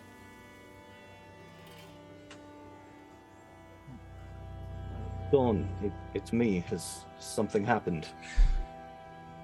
She just kind of like looks up at you, face red, has obviously been crying for a minute. Doesn't quite like make sense. Just kind of like gasping in between breaths and like trying to get words out. When a young kid will try to like explain something after they hurt themselves. Like she just says something to the effect of, "It's too late. I had another one. They're coming." The orcs, they're coming now. She just like in between like gasping and sniffling, just like points behind you. I would like to cast Shillelagh. Okay. And then turn around. So as you turn around, you see these distant but bright flickering of torches growing nearer. I get my bow ready. And I would like to try to hide somewhere. I don't know if there's like any like barrels or crates or anything back here. Crates and barrels? Yeah, I wanna find something to hide behind. I don't know if you know this, I work for Crate and Barrel. Doesn't matter. Do you know what I do for a living? We'll talk about that later. Doesn't matter. So yeah, there are various like hay barrels around. Okay, I wanna hide behind one. Okay. There's about 3 by the corner of the building where Ezra and you were standing as you went around the corner to talk to Dawn, and then there's another 4 by the front of the building. The 4 at the front are empty, the 3 at the back are filled. Okay.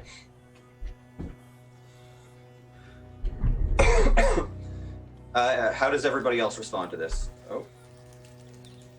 Actually, so I also do want to do.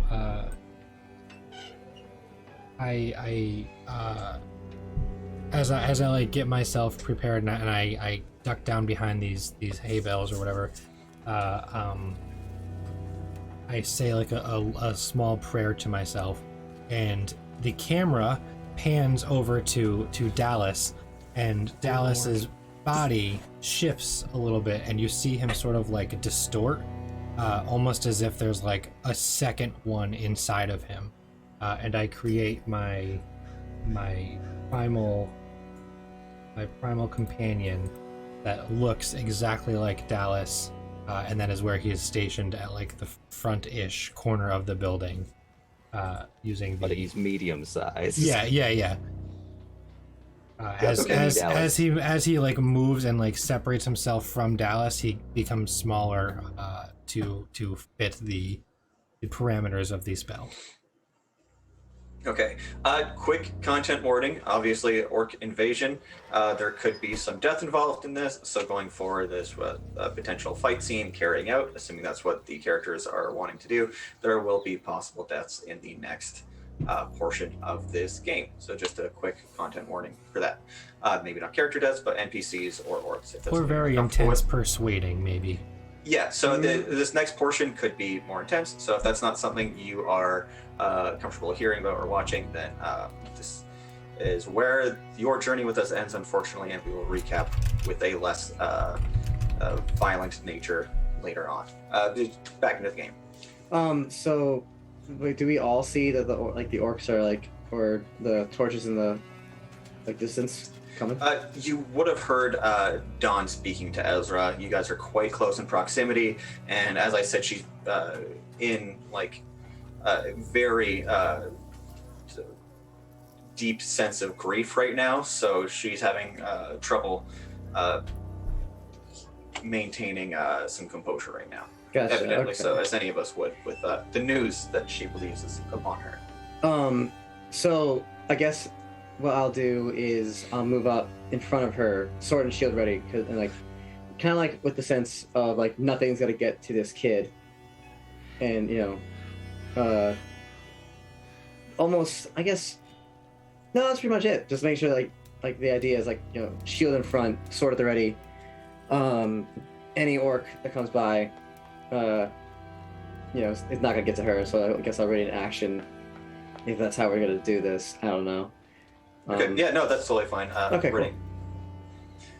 cool. Well, was it a group of kids?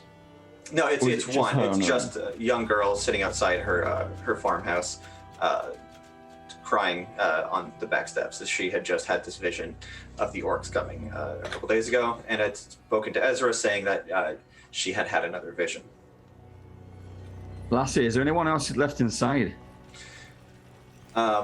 Again, through her sobs, still quite upset, she gasps through, manages to speak in between gasps and breaths, saying, "My parents."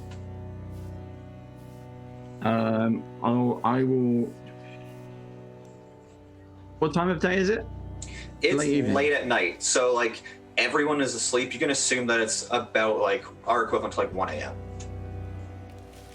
If you can imagine yourself in that kind of scenario. This is pretty real for Dave right now. Are we across 4 time zones? Dane, are you in the same time zone as Eddie and Ryan? Yeah.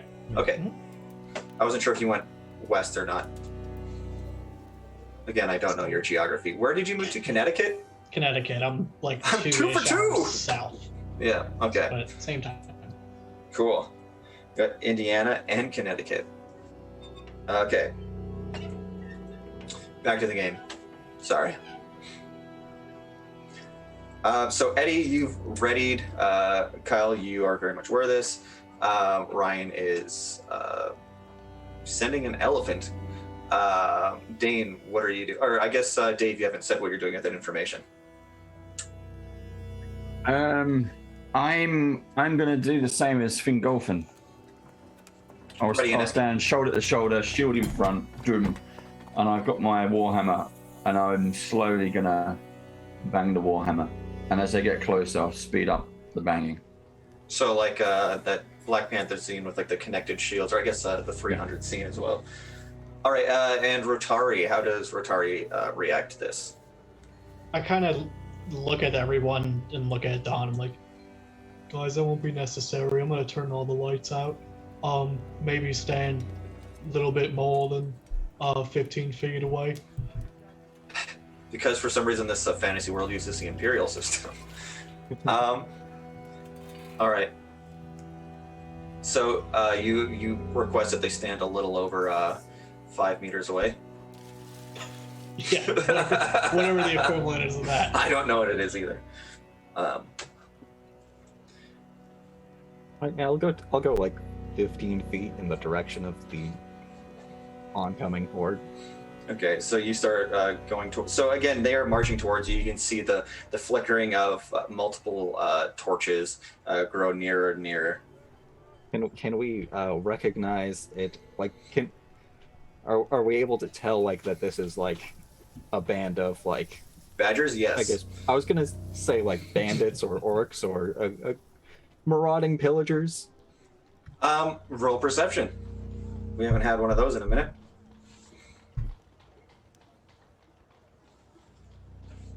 20. 20. Dirty or?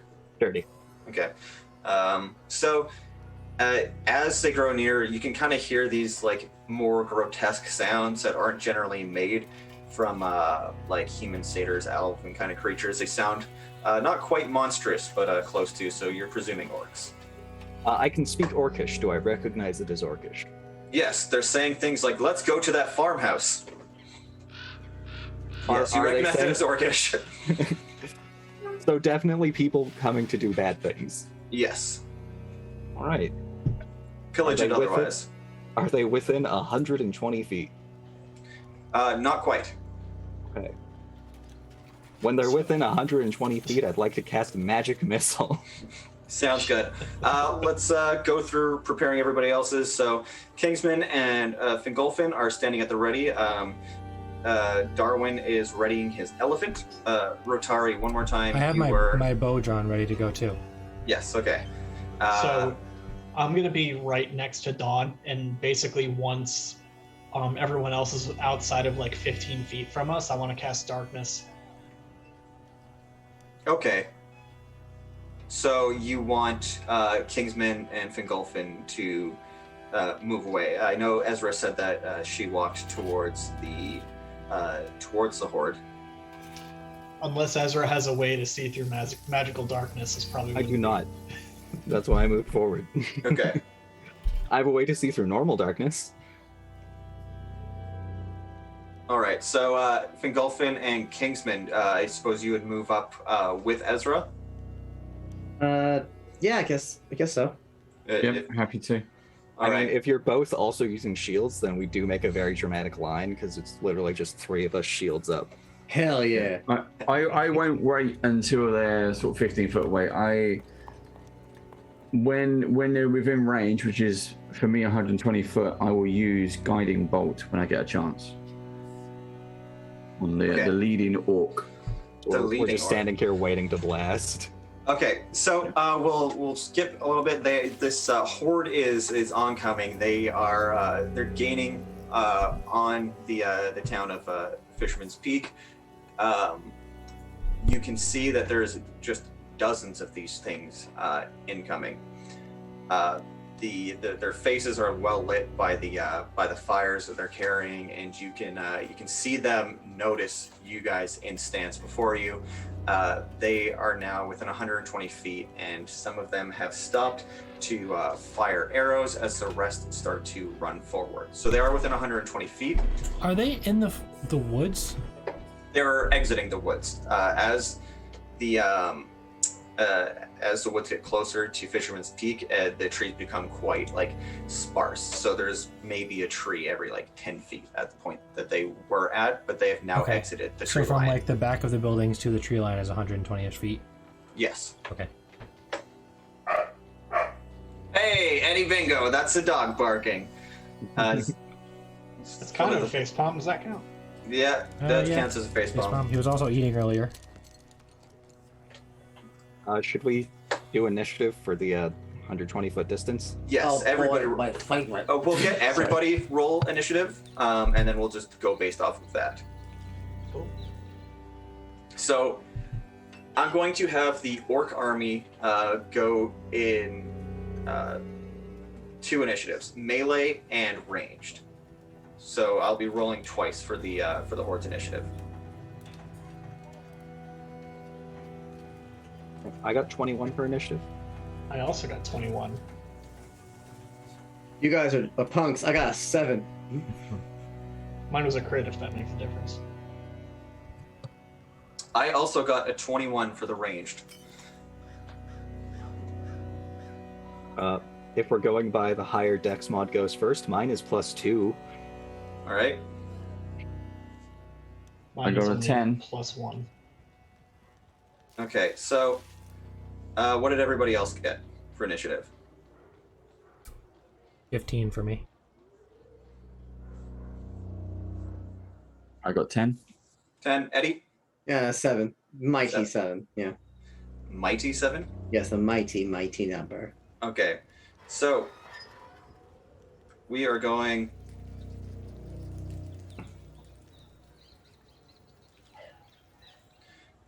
Kyle, Dane, ranged, Ryan, Dave, melee, Eddie. Does that make sense for everybody? Yeah. All right, so Kyle, they are now within 120 feet. What do you do? I am going to use magic missile and focus on the ranged first. Okay. And that is just automatic damage.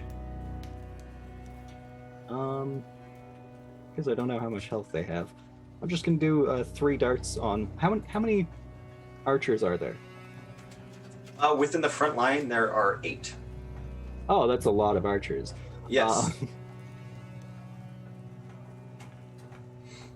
Okay.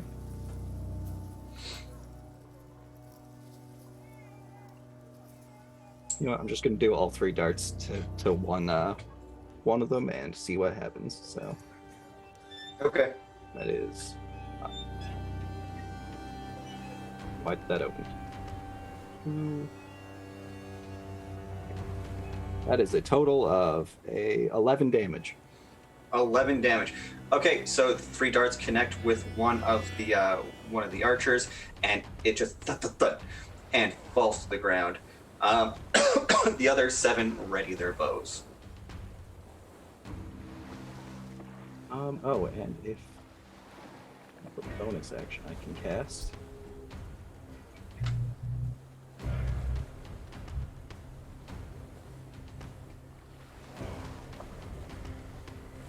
Oh, I guess everything's within 120 feet, right? Or did the others run up closer, like the melee ones? Are they closer? They're not closer yet. They just reached the 120 line. Like I said, I'd let you guys know, as I'm sure your characters are well aware of their casting distance. So not every single orc is within 120 feet yet. Okay. Then I will not do anything else. Okay, which brings us to Dane. So, now that we're actually doing things, I will use one of my racial traits and cast Darkness. Okay. With the point of focus being Dawn. He's probably going to be very uncomfortable with all of that. Yeah, I mean, she's already at an emotional rock bottom right now, considering everything that's going on. I don't know that it would affect much. Don't worry, they won't see you here, but I can see them.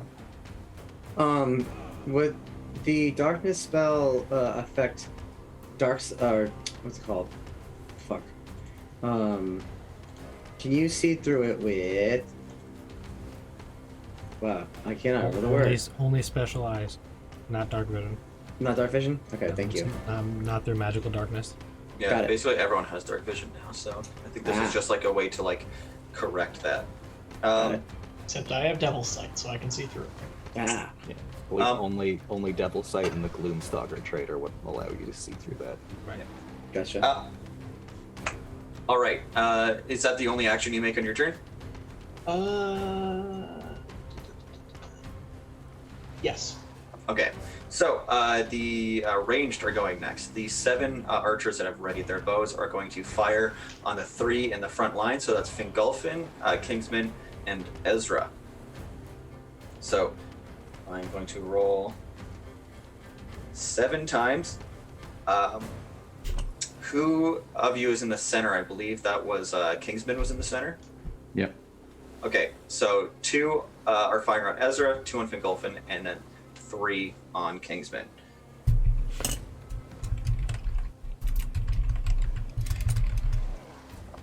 So automatic misses on Ezra. Does an 18 hit Kingsman? It does. Okay, so 2 hits on an 18 and a 19 on Kingsman, and does a 19 hit for Fingolfin? Mm-hmm. All right, so 1 hits Fingolfin, 2 hit, 2 hit Kingsman.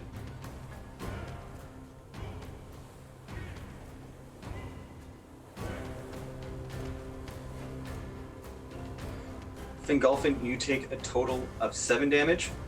Got it. Kingsman, you take a total of 13. Okay. Which brings us to the end of the ranged. Which Ryan, you're next.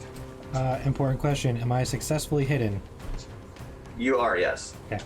So then I get advantage, I believe, on my first shot.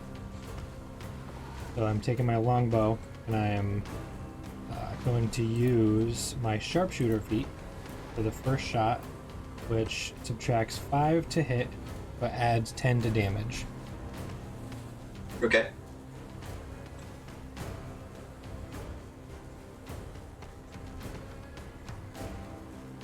So I believe 16 to hit. 16 hits. Okay. 18 damage. 18 Oh, wait, is hang on. enough. Oh, that was all right. wrong. That was wrong math, I think. Oh no, I was right. 23 damage. 23 damage. Yeah, that is enough to take them out. What are you shooting them with? Just a longbow. Okay, so yeah, arrow just pierces right through him, immediately just connects and falls to the ground. Okay, and then with my second action, or my second attack, I would like to shoot a second arrow. Are you specifically attacking ranged? That's a crit. Yeah. Okay. So crit. How are we doing crits in this game? I don't remember.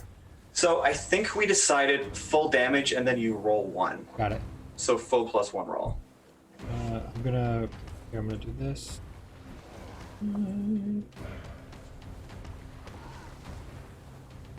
It's 20 damage.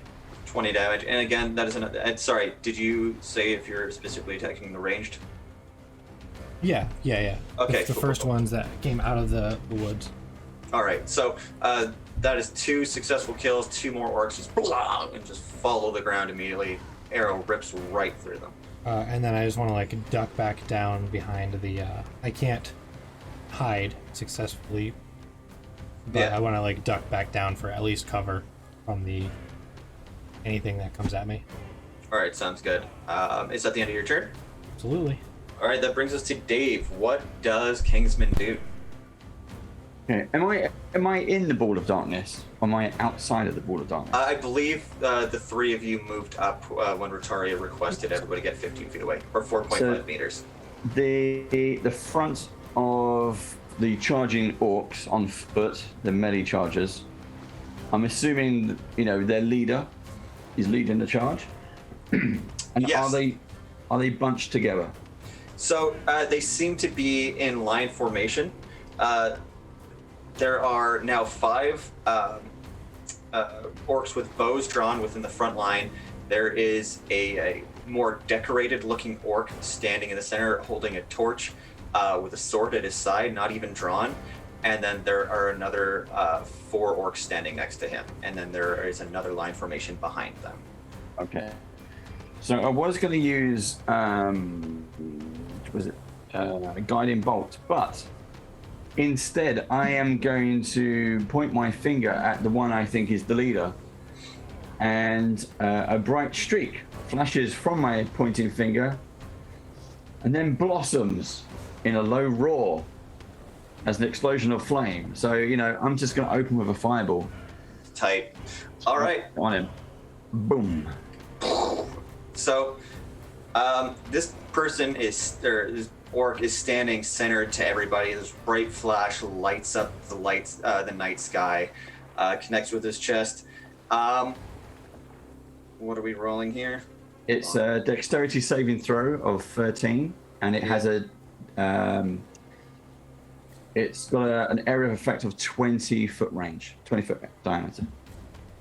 Okay, so the second line is following 10 feet behind them. So, Kyle, you're a computer. Do the math for me.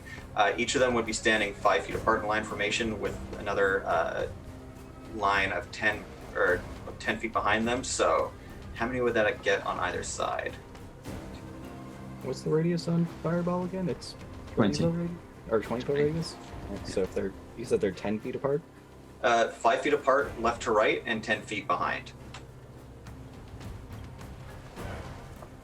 I've aimed Okay, for so- the middle. I mean, left to right, they would catch 4 on each side. Okay. The line 10 feet back. If they're also 5 apart. I don't know how wide the circle would be at that distance off the top of my head. Yeah, math is hard. So you basically get everybody but one in the front row at this point. So you get the leader, 4 to his left and 4 to his right. Everybody, 4, 8, 9. Yeah, everybody but one in the front row. And then you would also get, I guess, the equal amount, 10 in the back. Okay, so you reach quite a large sum of them. Jesus. Okay, and do I roll for each of them individually at this point? Do I bother? Okay, I'm going to roll for the leader, the front line, and then the back line, just to make life easier, because I don't want to roll 20 dice. Okay, so leader, 18, the front line, 13, and the back line, 7. Okay, so dexterity is the DC check is 13, so the back line definitely fail. Okay, and then meets his beats. So the front line somehow is less affected than the people from behind, and as well the leader. Okay, so they take half damage. Okay, Here we go. of a grand total of Oh, there's a few 5s in there. 37. 37. 37 damage total. That's not halved. I Okay, mean, my divide by 2, that's 18 damage. Yeah. So, one thing I like to do with hordes of characters is I will give them lower health, but make them do like the same amount of damage generally. So that way you're killing them faster, but then it's still worrisome when they attack you. So Sorry, keep go on. No, I was. Go ahead. You keep saying what you're saying. I'll follow up after. So generally, if like you have like 100 guys, I'm not going to make each of you roll to get those 100 guys because that's a lot. So I'll just be like they're like battle worn or lighter armor, something to that effect to make you go through them faster. So you've decimated a large portion with this one fireball. They're taking how much damage each again? 37 18 each. 18 for the one who saved, 37 for the ones who didn't. So you see the front line just drop, engulfed in flames, and just burst to the ground, or fall to the ground in this burst of flames. The leader very much taken aback, much more durable than the others standing next to him. But you've seen a great portion of this army just decimated in front of you. Sorry, Ryan, what were you going to say? I was gonna say that I made the 20-foot radius circle in the Roll20 screen. Okay. And marked it so I could properly see, and I think it would hit basically everybody. Yeah, there's people on the outside that would not be hit because it's a line of the front line is 11 people because a couple people were taken out, so it would only get 10 in the front row from the center point if they're all 5 feet apart.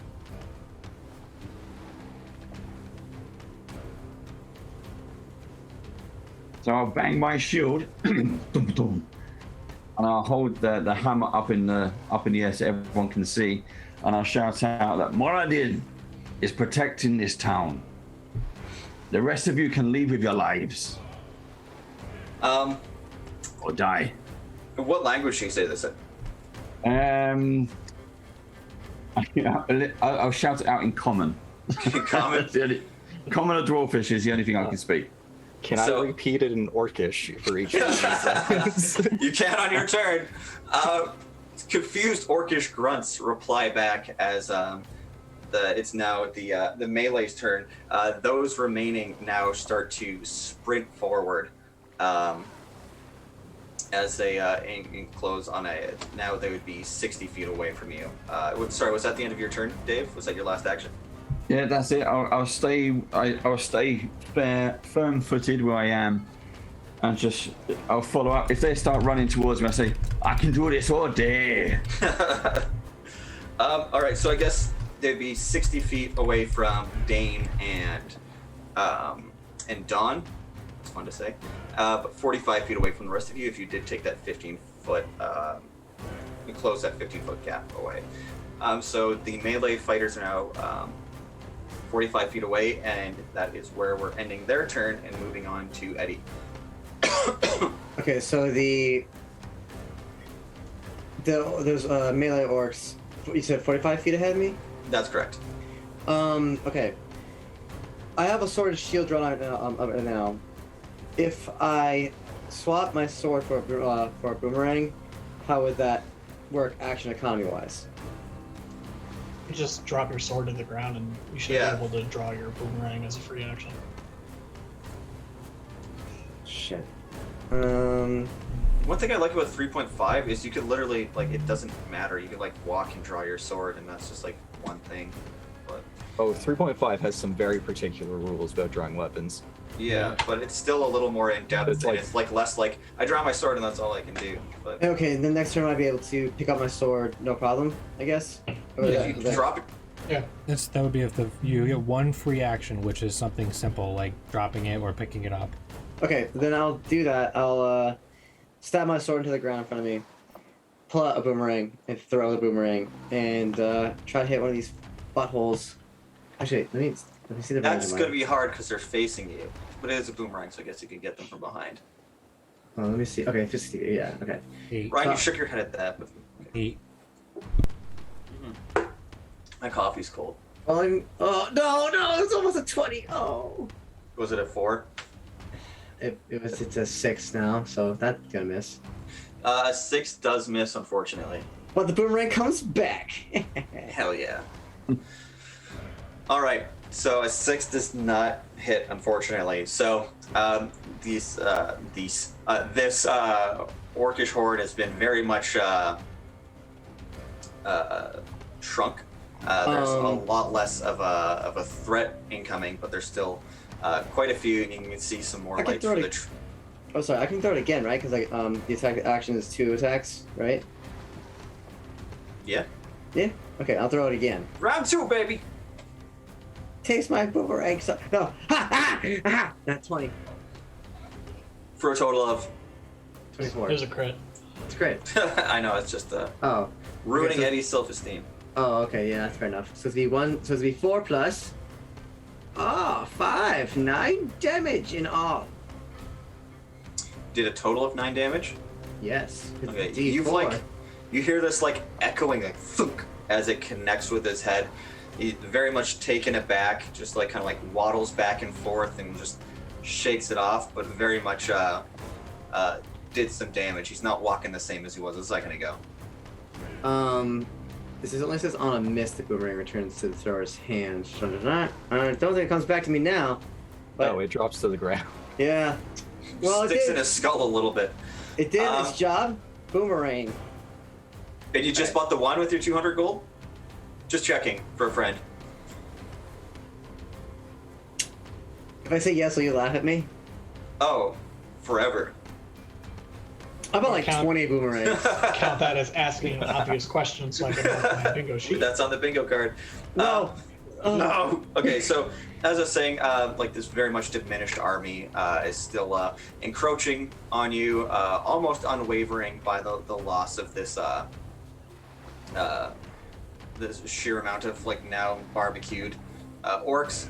We go back to Kyle's turn. Okay, I have things I can do. Let me figure out what those are. All right. Does Okay, everyone else do? I am going to cast Hex on the one that looks like the leader, Okay. so that I will be able to deal increased damage to them. Then I am going to cast Toll the Dead, which, since they have taken damage already, will deal 2d12. All right. If, Isn't it nice All when right, you it is actually a- get to roll a d12? yep. All right, so it is a Wisdom saving throw. All right. 19. They passed, and I do nothing. Love it.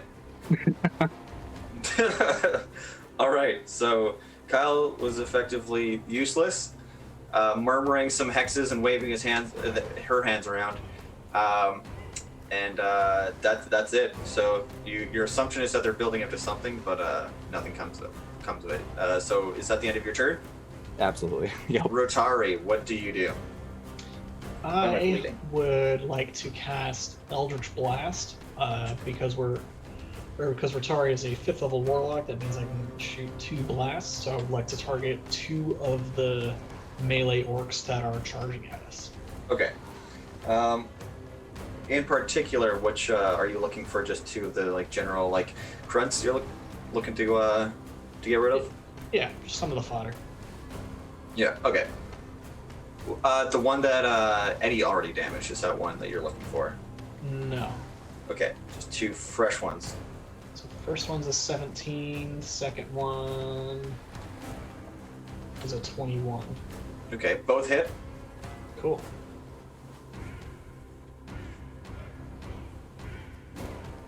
Okay, so the first one takes 7 force damage and 3 fire damage. Okay. Second one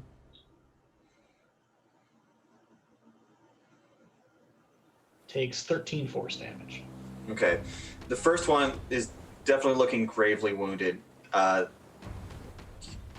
Eldritch Blast connects with them. They're stopped in their tracks. They hunch over. Their posture's ruined. They're looking fucked up. The second one, as your spell connects with them, they immediately just like take it in and curl over to the ground. Which brings us to the end of your turn. Yes, also unrelated, somehow all of my rolls are now working in the D&D Beyond game log, where it hasn't been for months, so I don't know what changed, but I don't know. it works now. D&D Beyond is great, but I'm not going to pretend to understand it. I respect it as a tool, but its powers are beyond mine. Yeah, Every time let's- I open it, it says it's had an update, so I assume it is constantly under maintenance. So, from the tree line, more arrows are emerging. We have 6 more arrows firing down on the 3 at the front line. So it's going to be 2 to Ezra, 2 to Kingsman, and 2 to Fingolfin.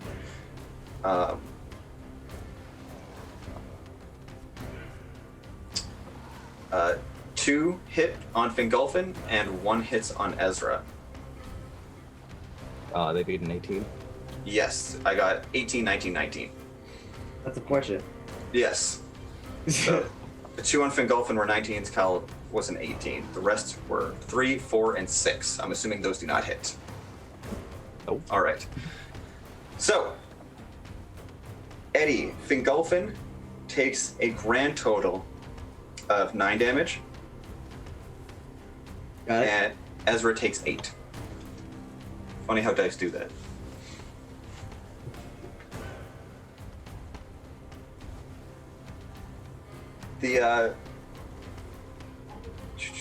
next person in initiative is Ryan. You see that the this third line, this other wave, has basically stationed itself further back. From what you can tell, it's just a smaller group. You see, like, the flickering in the distance. Nobody from that group is encroaching. Everybody else is still maintaining their stride towards the farmhouse. Can you tell me the distances from like where the back of the building is, like where I'd be positioned? So basically, they are 120, 60, and 45 from the three of them, anyways. So add 15 feet if you are a bit further away. So it would be 135, 75, and 60. Perfect. If you're 15 feet back. With the second line at this point is the first line. That's all the archers. The first line of archers that came out. So there's only one survivor from the front line. Okay. And then the second line, there were 4 survivors, one of which is there were 5. Dane killed one. One is gravely wounded by Dane. One is wounded by Eddie, and then there are 2 untouched, and then there are the 6 archers in the back. Okay.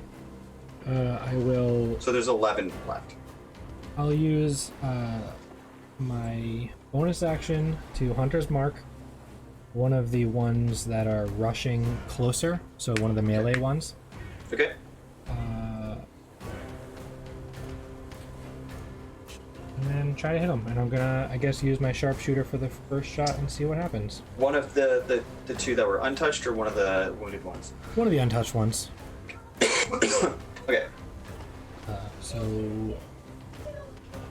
take -5. Nope. 12 to hit. 12 does not hit. Okay.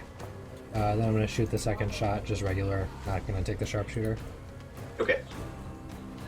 Ooh, almost a crit, and then I rolled to a 2, so 10.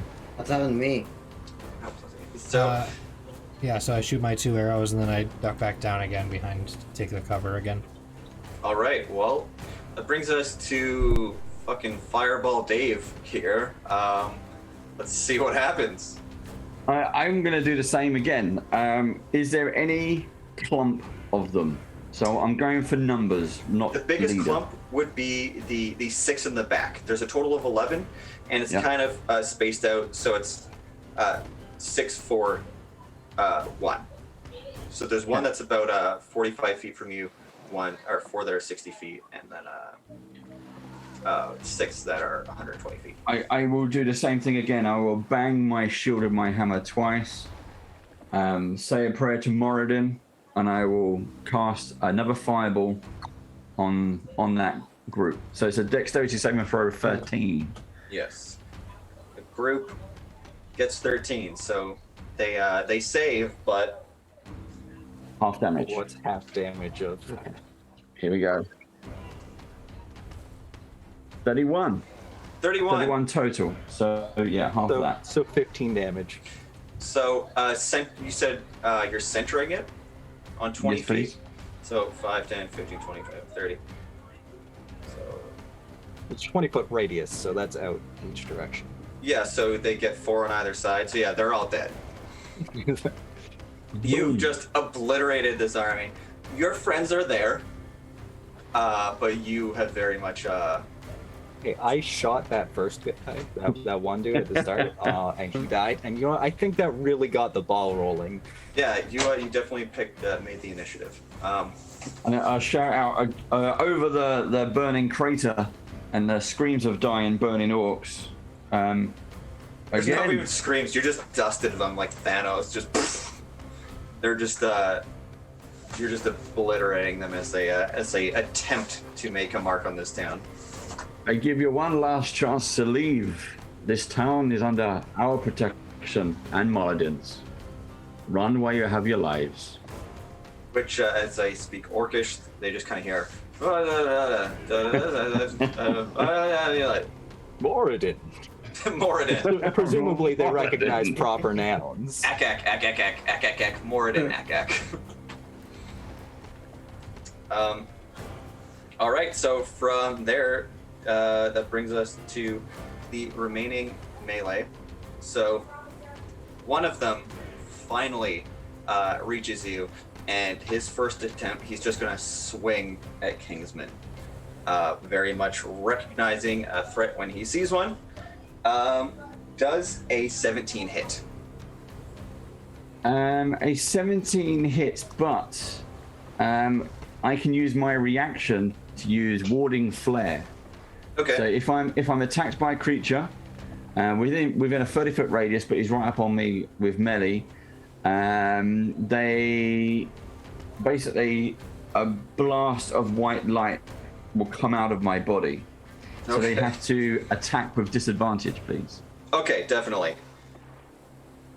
Does a 16 hit? A 16 still hits, Okay. yeah. But I tried. There we go. The will was there. Okay, so 16. He does a total of 9 damage. 9 damage, okay. Yeah. Just shivs you from behind your shield, just kind of getting where he can at this point. The other, wow, I guess the others can't reach. So the others are now encroaching. Everybody is now within this like very combative, like 15-foot radius. Everybody that's left. We have 5 orcs left within this horde, and that brings us to Edward. How far away are the rest of the man? Everybody's just within 15 feet at this point. It's very much within skirmish range. Okay. Pick up sword, move up to closest orc, and I'll slash him. Slash him. We'll say it's the same one you boomeranged, just for continuity. Hell yeah. Okay. Is there anything I want to do in terms of that? Post precision attack, attack. I could do that. Okay, no. I'll just swing normally. Oh, wrong one. No, wrong button. Too bad you failed. Next. Okay, so we're going to. It's 16 because I said 14, but I rolled the longbow instead of the long sword because I'm a dingle. So 16 to hit. 16 hits. All right. Damage is. That's weird. 7 damage. Okay. Yeah, you take this already like bludgeoned, possibly concussed orc that you just hit with your boomerang. You slash at him. You get right across his throat. He's this bloody mess, and just grotesque body falls to the ground, all cut up and bludgeoned, and he's dead. Okay, next orc. I'm gonna slash at him. We're on a roll. Okay, go for it. 21. Ooh, man. Yeah, that hits. Okay, and then that will be 12 damage. Again, just another one falls to the ground. Dead? Yeah. All right. This is the best you've ever rolled, I just gotta say. I know, it's weird. It's weird. I'm really effective. All I did is with your laddie. Then I'm going to action surge. Oh, wow. Another orc. Keep it covered. Okay. The next closest one would be the one in front of Kingsman. 15 to hit. Okay. 10 damage. 10 damage. Was he wounded yet? He was, yes. So that is another one dead. Okay. You One are more. aboard Dane's murder train, I guess. You're taking the lead as conductor. Yeah. One more time. All right. 18 to hit. 18 hits. And that will be 13 damage. 13. You have just successfully, just from the shadows, come up and connected your sword with 4 separate orcs and just ending their lives as soon as your blade has touched their skin. 4 bodies just thud, thud, thud. Don't get me wrong, Kingsman's fireballs were effective, but just there's something about the swinging of a blade just seamlessly cutting through an army that's just very. Everybody gains a little bit more respect for the otherwise timid Fingolfin. Hell yeah. And then my bonus action, I'm going to second wind, so that way I can heal a little bit. Okay. Where is that little button? That one is going to be a D10 plus 5. Awesome. So, for those of you counting at home. Oh, I rolled a 10. Oh, nice. Holy shit! This means like the most powerful character I've ever made. So there were 11 left. Kingsman, devastated the 6 in the back with a fireball. Eddie just came through and slashed through 4 of them seamlessly.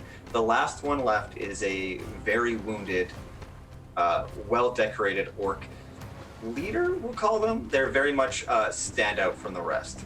They have like a more like extravagant like molding on the hilt of their sword.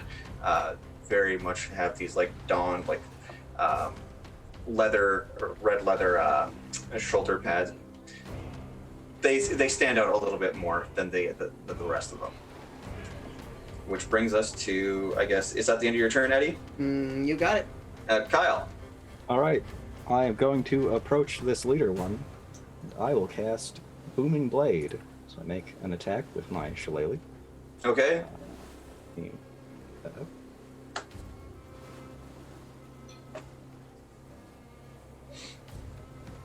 That is a 15 to hit. A 15 hits. All right, so first I will roll shillelagh damage. All right. That is 4 because that was a shit roll. Next I will roll Booming Blade damage. Is that supposed to be 3d8? Oh, it's 2 separate things.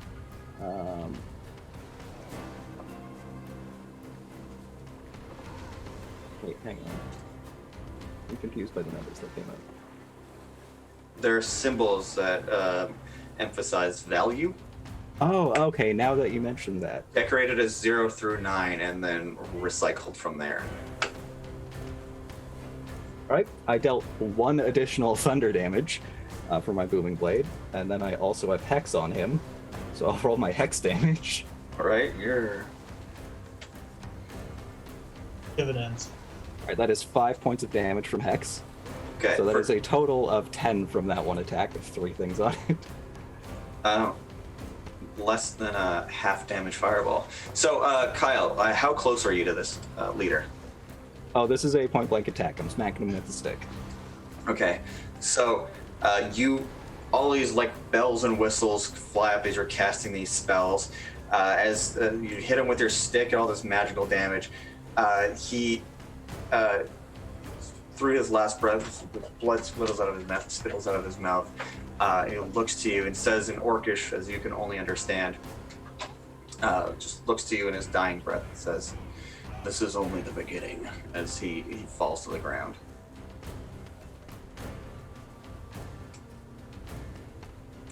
Well, I suppose we might have been able to use some additional information about what this is the beginning of, but Yeah, when you said like you go up to the leader, I was like, okay, Kyle speaks Orcish. They're an intelligent being. What are they gonna ask? What do I have to prepare here? And then you're like, I kill him. I was like Listen, I watching have, your like, face. I have like 3 Yeah. stages of prep. Like I built this character to just stack on different type of spell attacks in one swing, and I wanted to get one of those off because like no melee characters made it to me. So Yeah, no, understandable. Definitely get your worth. As he Yeah. kind of take it. That's the thing with death, you know. That's kind of it. So, as you start to take in these dying words from this orc, you're trying to figure out exactly what it is that they had meant. As you notice something, you hear sounds echoing of screaming in the background. You turn to see flames engulfed in the buildings behind you. This was merely one wave of orcs. Oh. Cat! Oh, sorry. What's your cat's name? That one was Ricky. Ricky. How many cats do you have? Clawed me right in my thigh when he jumped up here. Nice. Get him. I see how it is. I had literally 2 cats on camera during this stream, and I got nothing about it. I know your cats. I've met your cats. I lived with your cats for like a year. Okay, my so bad. we are out of initiative, yeah? You're out of initiative. You hear screaming. The town is being attacked behind you. You've successfully and very effectively waved off an entire onslaught of orcs in, I think, canonically 24 seconds. I want to. I was first. Oh yeah, sorry. Oh, This was only my third turn, so there was 18 seconds. Nice. I whistle for Dallas. Which he knows to mean. He comes hopping. Okay, I just want to know your Literally extensive- hopping, because that sounds terrifying. That's adorable. If you think of Dallas the way I think of Dallas. He's like a large. My dad had a Saint Bernard named Dallas, and that's kind of what I'm picturing as this large primal elephant instead. To be clear, huge. It is huge Oh yeah, size a category. huge primal elephant. Yeah. But he comes around, and I want to walk up to Dawn, and say, Darkness is kind of still up, so. "Oh, my bad." I You walk walk up to this void. towards the darkness, and I say, Rotari, darkness, can my you old please drop Oh, it? shit. Do I have to? It still looks bad. This is protecting her. I don't know if we can do much protecting at this point. Yeah, it's probably fair. No, yeah, I dropped darkness. Dawn, what exactly did you see? She's still crying, still in the same condition she was 18 seconds ago. You can muster through her gasps and breaths. Just saying something like along the lines of like the orcs, they're coming for my family. Why your family? She just says they're coming for all of us.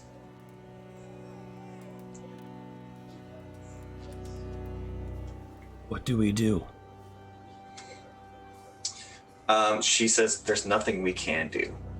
She continues to just sit there and sob. So I guess that's a wrap, huh? Join us next time when. So in this moment, as you're talking with Dawn, you hear the sound of a horn echoing in the distance. From the southern entrance, you see this army of easily like 30, maybe 40 furbolgs rushing into the town. Going right past the farmsteads, speeding right past everything, seamlessly running into battle, followed closely behind a gray-haired woman as she walks into Fisherman's Peak, seemingly commanding these furbolgs as they start to, like, effortlessly just destroy these orcs and get them out of the town. That's impressive. Their furbolgs are massive. Do we go help? I mean, it seems like they have it handled. They already got paid, right? Fuck it. I mean, by me, but still. That's right.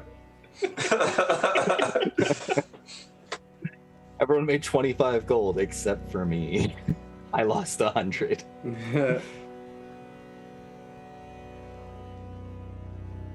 So I do think it's Dave. What time is it there? Is it 2 a.m.? It is gone to AM. Yep. So I think, honestly, I know this is a weird place, but as our Dave, just some exposition here. Our main party know that the furbolgs have some history that they don't quite know with the town here, and they there's very in the storyline that they're dealing with now. They are with the furbolgs attacking what is now Thalyn's Hearth, this very town that they're in. So this bit here was more for some exposition I'm going to explain to them later, which will make absolutely no sense to you as you're not in our main campaign. So can we as players assume that they're being led by the curator, or don't we know that? So in history, this is what this was the catalyst for why this town was called Thalyn's Hearth. Essentially, they saw this young girl, Dawn, as a hero for asking these adventurers to help thwart this oncoming invasion, and they pay the reason for that being is they were warned from the Seraph's call. So the rebuilding of the town into what it is now and everything it grew to be was, to their idea, or from their point of view, was because of Thalyn. Because of this premonition they were given, they were able to save not only Dawn's parents, but a great deal of the town here. So the reason they started to worship Thalyn was because of this very attack. So this is something that your guys would know within the history of Thalyn's Hearth in the main campaign. So you're saying that these 5 characters Yes, are like the initial heroes of Thalyn's Hearth? that's correct. Should have played Zamba. There will be, so for those confused, probably Dave at the very least, Thalyn's Hearth was the place where Thalyn had died within that inn, which is now, that very inn is called the Knight's Fen. Our players learned in the first session of Hangman's Oracle of this character named Thalyn, who was killed in that very inn by the Knights of Velendor for treason, essentially. Thalyn had future sight and was preventing crimes within the Kingdom of Velendor, but then started catering his future sight and his trust and using it against the kingdom. Essentially, if there was someone that Thalyn didn't like, didn't want in power, or didn't want involved in any politics within Velendor, Thalyn would be like, oh, fuck, he murders soon, we got to get rid of him. And with the trust he had built within the kingdom, they would then execute that person. So when they found this out, that's when Thalyn fled to the Amber Isles, where he is now. His power manifested within his death there on the mortal realm. When Thalyn died, his essence stayed on Era, where his soul had passed into hell. There's a character named the Curator, who is Dante. They are the basically the librarian of souls within hell, who is now trying to stop Thalyn from coming back and manifesting their energy into a physical form within Era. The only problem is the Curators and these heroes' attempts in saving the city and stopping Thalyn from returning in the first place is the exact catalyst that caused them to start to worship Thalyn. So that's a fun tidbit.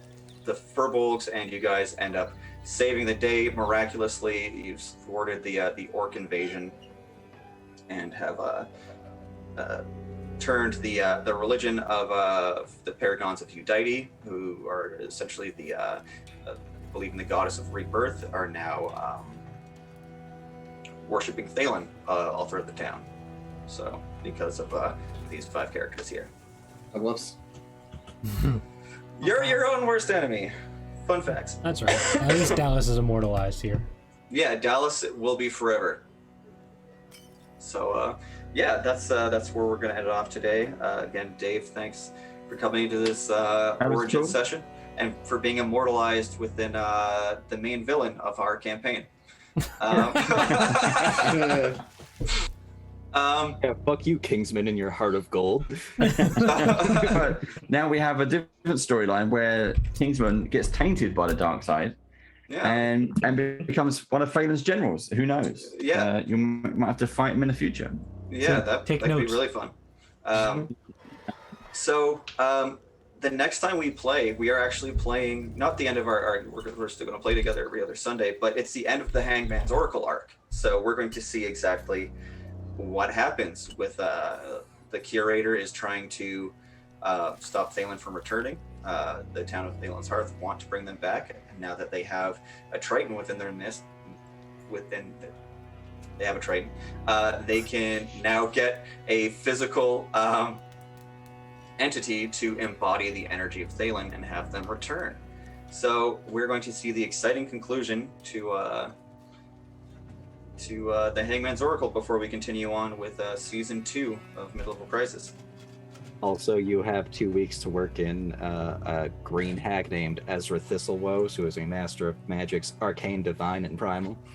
You know what? I want a little bit of exposition from each of your characters, so I can just put it into the curator's library. Okay. So. Well, that's all, folks. Yeah, that's it. Again, I just want to do it. Get out of here. Okay, sorry. Shut up, Eddie. Should have a bingo card where just every time I say "shut up, Eddie," somebody takes a drink. I don't think that's bingo. No, I said a drinking game. Oh, you said a bingo card. You did say that. It's just I did, but then I changed it. I'm not All very good right, at. Dave wants to go to bed. Yes. So, Dave, thank you again for sharing all your Bandit Badger secrets with us. I would love to have you on again just to chat. If you want to do an interview sometime, I would love that. If you have anything exciting coming up, let us know. We'd love to get the exclusive from you. Is there anything else you want to say? Anybody you want to shout out before we end this evening? No, hit us up on youtube.com/banditbadgers. We have guest spots, GM spots, and all kinds of stuff going on. Something else that we've been doing recently is having other stream teams. So we'll cross the streams, literally. Merge worlds and stuff. Yeah. But that's what we're doing anyway. So yeah, we're literally going to cross the streams, see what happens. But if you guys are up for that, let's sort that out. Let's do that. You could let me play DM a session here too. That'd be a lot of fun. Yeah, happy to. That'd be great. Another huge shout out to Bandit Badgers. Check out the initiative order if you want to start playing some games. Like I said, Bandit Badgers are always featuring people, so you can always hit them up as well. And yeah, session 0, you could buy some nifty clothes. Like I really like this this shirt here. I wish I could show the back, but turning around is a physical thing that I don't want to do right now. But they make a lot of great clothes in a lot of different styles. I think there's literally something for everybody there. Ryan, have you announced the new thing yet? I didn't, but I did put on Twitter that if anyone was here, I was going to show the new thing. I love this new shirt, genuinely. So this is coming out tomorrow. So anyone that's actually still here watching, this will be tomorrow's release. Some people are really cool. I got a little earlier. I don't know. I thought you were wearing it right now. No, I wasn't. That'd be really funny though. I'm only still holding it up because my stream hasn't caught up yet, and I don't know if you can actually see it in this square. You can see it. It's fine. You're doing great. You're doing great. Yeah, no, I really like that shirt. I know you had some other ideas for it. I don't know if you want to mention those or follow up with them, but with what? This particular shirt or other things? The design you're talking about. Oh no, I have to figure all that stuff out first before I think about those. But I do have some stuff coming up. Early October, mid-October, maybe. October 19th. I have some cool stuff going on. You're gonna finally get out that knit sweater I keep telling you to do. Yeah, and the sweatpants that Dane's been telling me for 4 years to make. Oh, just make the sweatpants. What's wrong? Earlier than ever. So thank you for joining us, Dave. Thank you for being you. You're a great guy. You're great to look at. So I want to see Dave back here. I want to be on Dave's channel, and I want to be Dave. So let's make all 3 of those things happen. Let's be Dave.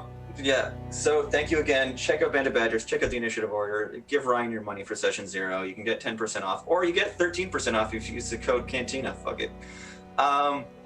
So let's do that. Thank you everybody for checking this out. Goodbye. I got one more yeet for the kids. Yeah. Oh, nice. See us. I don't know if you said it or not because I stopped listening, but see us next week for Eddie's painting stream. Yeah. Do that. Yeah. And the Discord. And that's it. See ya. Bye. See you all.